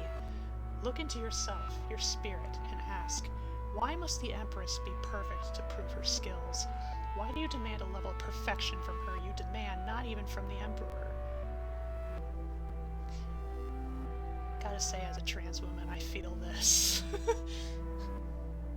But once her son grew into power, he was swift to conceal the origin of all her blueprints, to attribute them to Ansul in her stead. His wife possessed no resistance to the voice, therefore the desire to dominate, the one not present in his father, cropped up. He could not bear to see the success of his mother, as he feared it would plant the seed of dissent within the heart of his future wife. The spirit of Ansul refused to bear this. The accomplishments of Belaeth were hers, not his. His memories resisted modifications. They resisted attempts to be erased. Even in death, he fought for her prowess. The majority of the paintings show Empress Belaeth sketching blueprints, attending meetings next to Emperor Ansul, leading the Golden Legion, which leads to a page called Fratricide, the designation given to the Mechanite army of Amoni Ram, and engaging in discussions with the advisors and the scholars of Amoni Ram. Her room is the only one where the paint chipping damage has not been observed. Very nice. A stone plaque can be found next to the entrance from the inside of SCP-8600. The inscription on the plaque reads the following: To the Shrine Maiden reading this, do not ponder my identity. Who I am is irrelevant. In my stead, I encourage you to think about the empresses, exploited by their husbands ever since the second betrayal. Think of the Shrine Maidens who came before you, of the ones who ensured the story of these women will live on, will not fade into oblivion. And spare a thought for the generals, blindly devoted to the whims of the Emperor without a chance of ever regaining themselves. I have appointed the first Shrine Maiden myself, and her duty was to choose a successor. As the maiden appointed by your predecessor, you will need to do nothing other than keeping the hall clean. The rooms will appear on their own. The walls will paint themselves. However many empresses there will be in the future, the hall will accommodate for each and every single one of them. I gave myself up to ensure that. Only two people must know of the location of the hall, you and the maiden who will follow in your footsteps. As within careless hands, between careless lips, the emperors will be sure to find out about this place. The theory that SCP-8600 automatically expands itself every time a new empress takes the throne has been confirmed. See Update 1984-1119. From the personal notes of Robert Bumaro. Note: SCP-8600 was originally cataloged as one of the items to be submitted into the Foundation database during the Amoni Ram initiative. As the initiative has since been discontinued, Robert Bumaro chose to preserve this file on his person and establish the containment procedures outlined at the beginning of the file. Looking at these rooms, it's not difficult to understand why this place was kept such a secret. I've sat in that throne 1,000 times. I've felt the centuries pass through me 1,000 times. I have seen what my predecessors did 1,000 times. I understand that no Bumaro is without sin. I have never pretended to be clean, but I loathe to sit here and be made to justify myself. I am combating a threat humanity has not faced since the infancy of civilization. Measures had to be taken. I did what had to be done to ensure Amoni Ram had its proper leadership in me. And in Hedvig, of course. After all, what is an empire without her empress? Nothing at all. For all their wisdom, the creator of this shrine did not foresee Amoni Ram's destruction. No one did. The activation of the kiss was instantaneous, a bright flash of light and the rumbling of mountains. When the dust settled, Amoni Ram was not the shining metropolis, the gate to the west. It was the mausoleum for 100,000 dead. I imagine the mistress of this shrine never even knew her death was at hand. But I will honor her. I will ensure her wishes are followed. Only one person will know of this place and what it contains. Me. There will be no cleaners. There will be no shrine maidens. This place is a monument to the sins of my predecessors. A temple to the rot and rust in Amoni Ram. Then let the rust devour the core. As long as the exterior remains smooth, burnished foulade, no one will want to question anything. From Room 7, Assume, the Silent Empress. Excerpt from Chapter 15, That Which Remains Unpunished. Assume slept in the shed, her flesh-crafting skills suppressed by the charged foulade suit covering her body. Roosdale looked at her from where he was standing, then turned to General Hooter. My decision is final. I will be marrying her in your stead.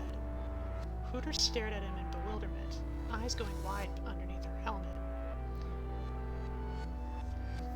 Go ahead, take your rage out on her, he encouraged his general, nudging his head at the slumbering Assume.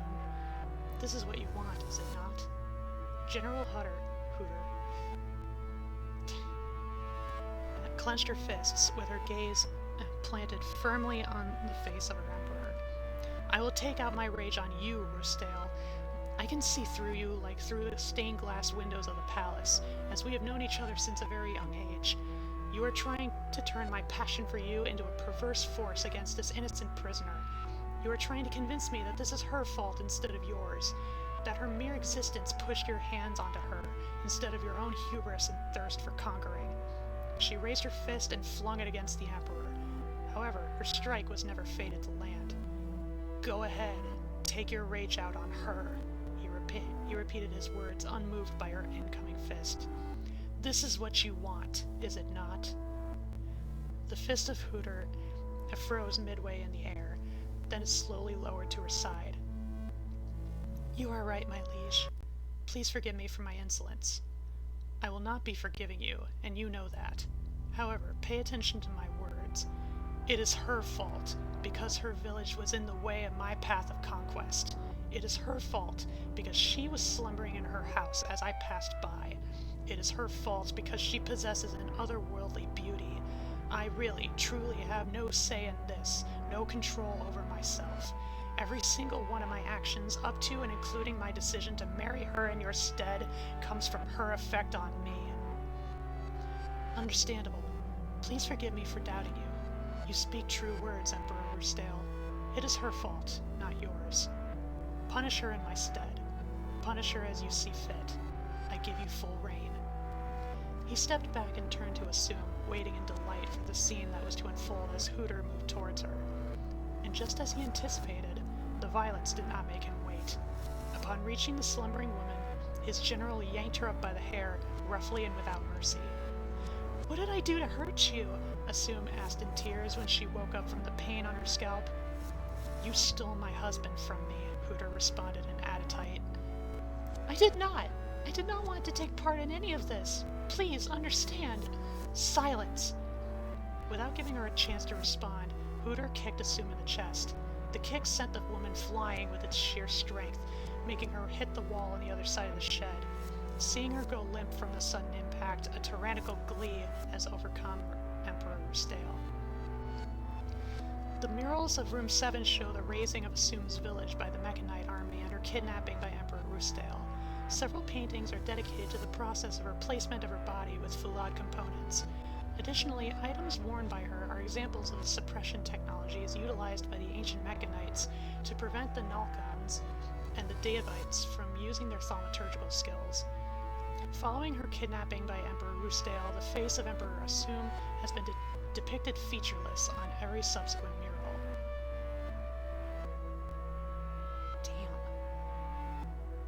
From Room 9, Phithma, the Last Empress. Book 31, Psalm 43, A Test of Convictions.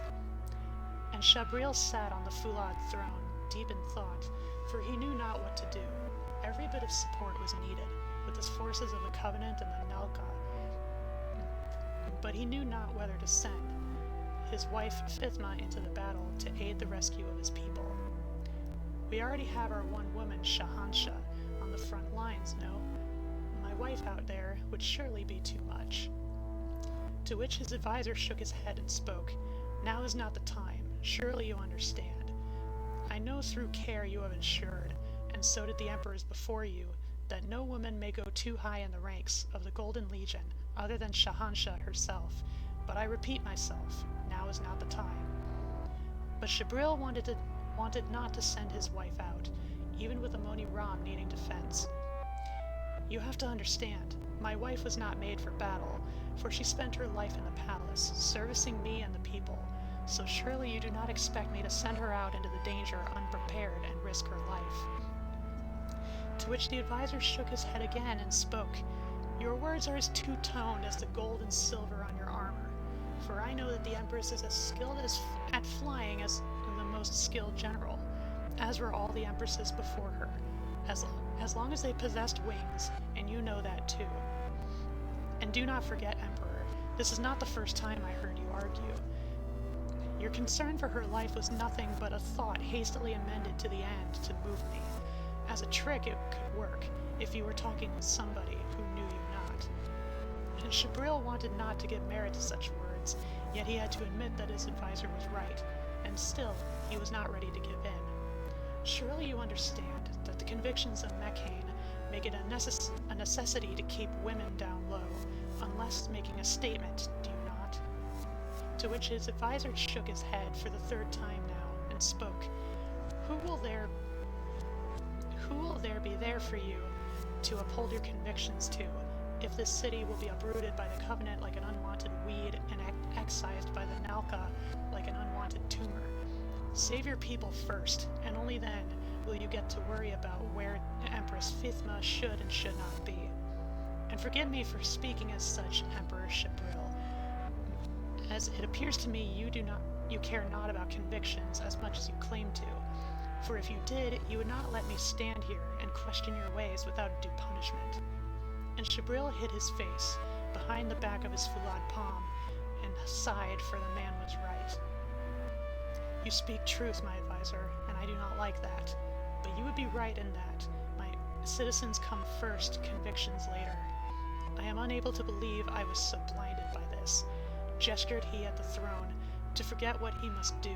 Summon Phithma post-haste, and I shall tell her what her job will be, and summon our Shahansha too, for I have orders for her as well. The paintings of the room, for the most part, depict scenes from the last battle of Amoni Ram. Nalkan flesh beasts and Davite sorcerers are shown fighting the Mechanite soldiers. Empress Phithma is shown flying around the battleground, rescuing citizens and placing them near entrances into the Undercity. The murals end abruptly, leaving the lower half of the wall completely empty. The last paintings show a power surge washing over Amoni Ram and citizens, as well as soldiers from all sides dying from its impact. Update 1984-11-19. On the 19th of November 1984, a 10th room appeared inside SCP-8600, dedicated to Dr. Nussbaum. Its manifestation happened following the conclusion of the marriage ceremony. From room 10, Hedvig, the Golden Empress. Inscription found above the entrance. A new light shone upon Amoni Ram with the arrival of the mechanist and the scholar. Empress Hedvig was soft, intelligent. She knew her craft well and knew her tools of trade.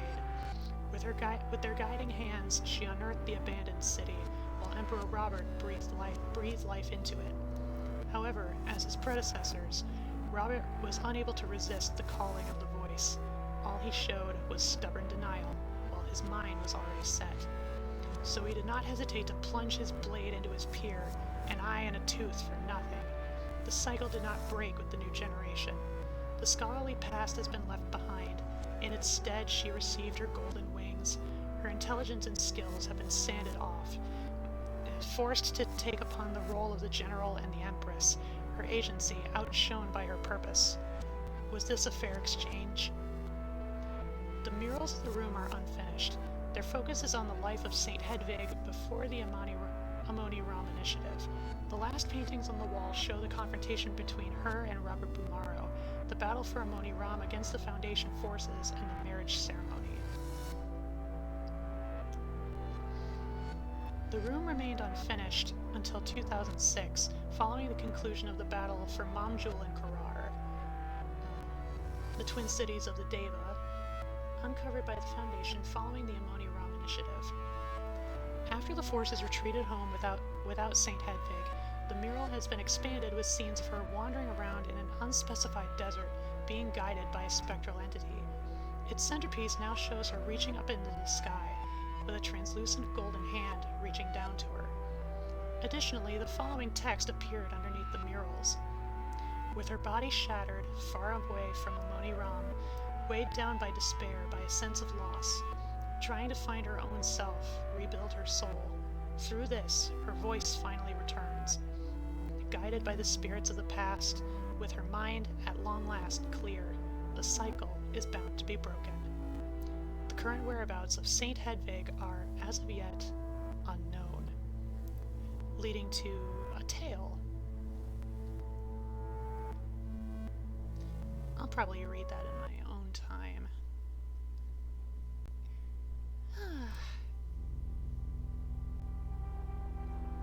Hi, Fluffy!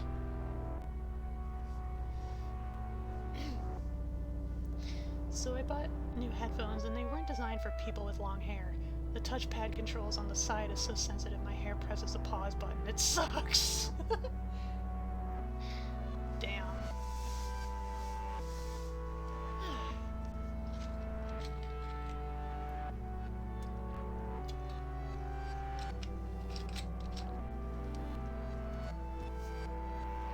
Well, this was cool. I always appreciate whenever articles like this end up, like, providing artwork.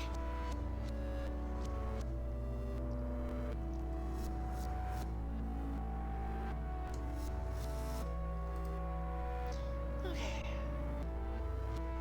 Yeah, I believe that is it. That is it for tonight.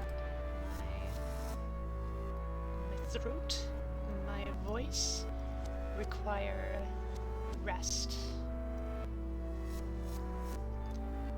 Alrighty, that was great. Let's see. Ah! Annie! Annie Lynn Arts! Hello! Welcome! Thank you for the raid! Unfortunately, you came at a pretty inopportune time. I was just wrapping up. It is great to see ya. This reminds me of my first streams. In a good way? I mean, yeah, admittedly, my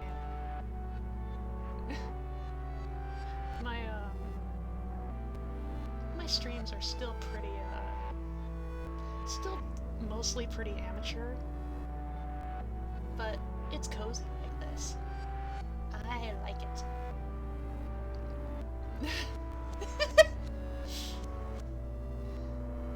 I told Annie, rate fantasy. She's gonna end soon.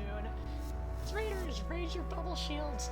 They may take our lives, but they shall never have our thighs. My first streams was reading Lovecraft. Oh, darn. Yeah, sorry. It's great to see you, though. Great to have you come by. We were just reading SCPs. Angrily throws cowboy hat down. A bit quiet compared to the music.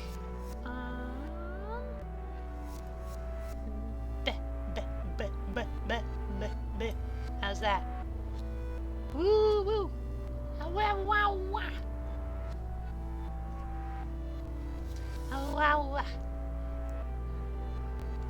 How about that? It's the same? Yeah, the music's been loud all night. I was gonna mention it, but, you know, for gore. Dang!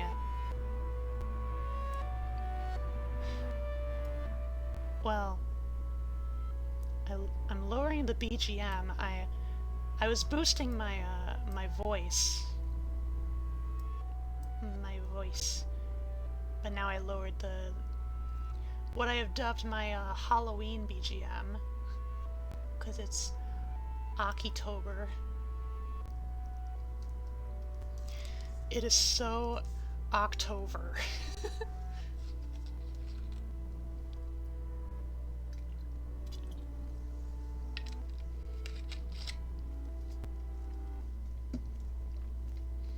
In that case, I might turn down my regular BGM a bit too. For the future. And by the future, I mean after October. Did you have fun, Essie? I did have fun. I read about a tiny acupuncture needle that turns anything that it pokes into a balloon.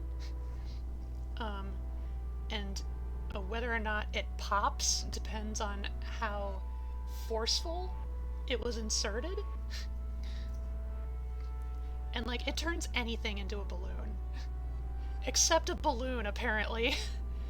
Apparently it causes the balloons to expand. Can confirm, it's 100% October.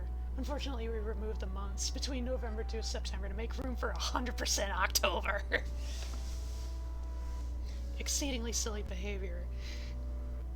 It would sound silly at first, but there was also a whole thing about, like, a Foundation agent going up against a rowdy band of, like, drug and anomaly smuggling bikers.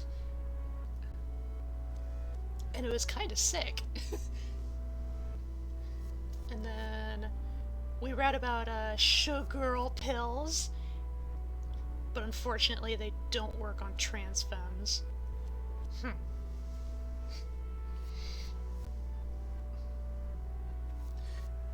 Then there was the bimbopocalypse. Yeah, that was the sugar pills. And then, what else? Oh yeah, there was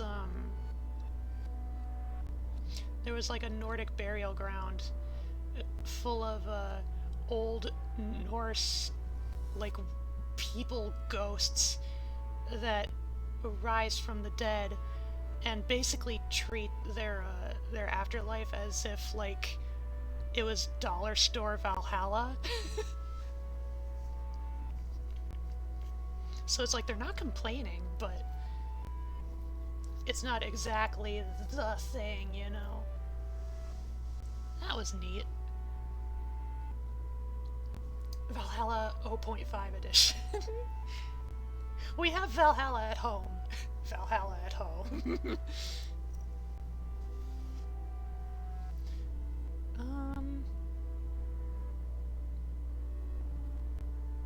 What else? Oh yeah, and then there was the anomalous pickaxe. Send me there. You'd have to die, Fluffy. you would have to die, and they would have to preserve your remains in the exact same manner, which I think there's like little I think there's like particular specifications to it. Also, you're really hard to kill, apparently.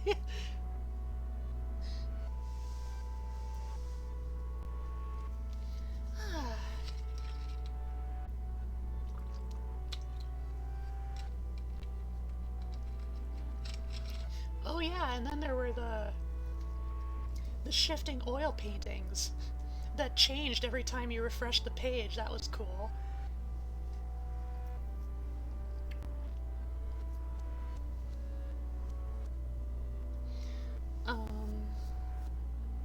Yeah, it was a really, really cool and good night. I feel so much more learned of the anomalous. Sounds heckin' awesome. It was. I love when writers on the wiki end up doing neat, clever little coding tricks to enhance the experience. It's always great stuff. Anywho, I think it is that time where I start to head off into a raid myself. I got raid messages there and there for the Enchanted Lily Pals and for the regulars. Night night is seen, night night Annie. Thank you for the raid. I can't wait for next Thursday/Friday. I can't remember. Annie, what's for a movie? The movie this Thursday in your server? I don't think we actually got the chance to figure that out. we were too busy staying up till 3 a.m.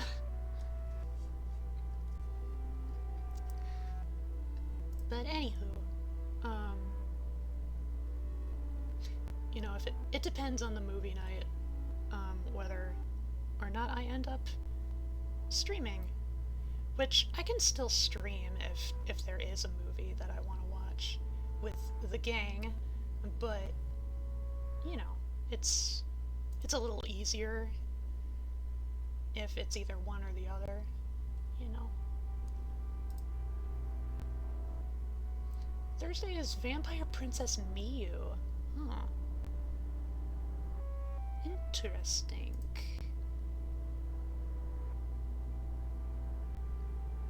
Yeah, I might want to tune into that one. So Thursday is 50-50. Friday for sure though. And next stream is going to be another art stream where I draw more OCs.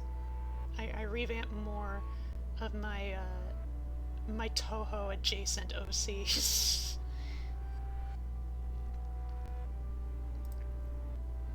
Love it. Right, I love your art.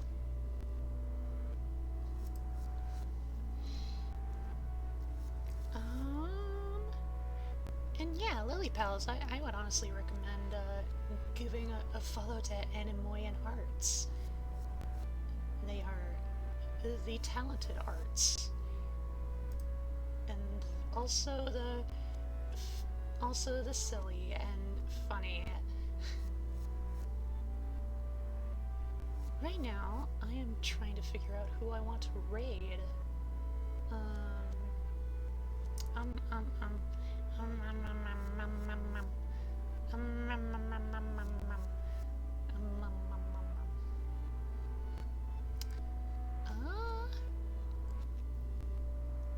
Oh hey, Hana is playing Palia. I started playing that game a little bit ago. Why don't we raid Hanao?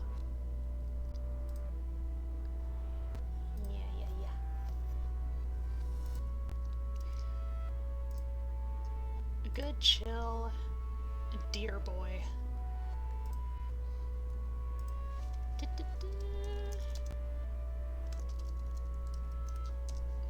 Hano VT playing Palia. Woo! Yeah. Well, as I've been saying, I will see you all either on Thursday or Friday, whichever happens. Whatever I decide. If I do put my art stream on Thursday, I wonder what I would get up to for Friday.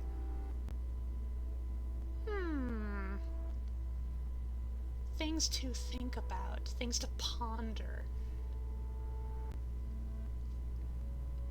But hopefully I will see you all there again as you watch my escalating self-indulgence. And yeah, thanks for joining me for SCPs and the streams as usual. Big hugs to all my Lily pals! Yeah! Did I just nya? Did I just go kitty mode for a second there? I really am a trans woman. Okay, I will see you all later, Lily pals. Have a great time zone. Take care of yourselves. Oh yeah, swimming!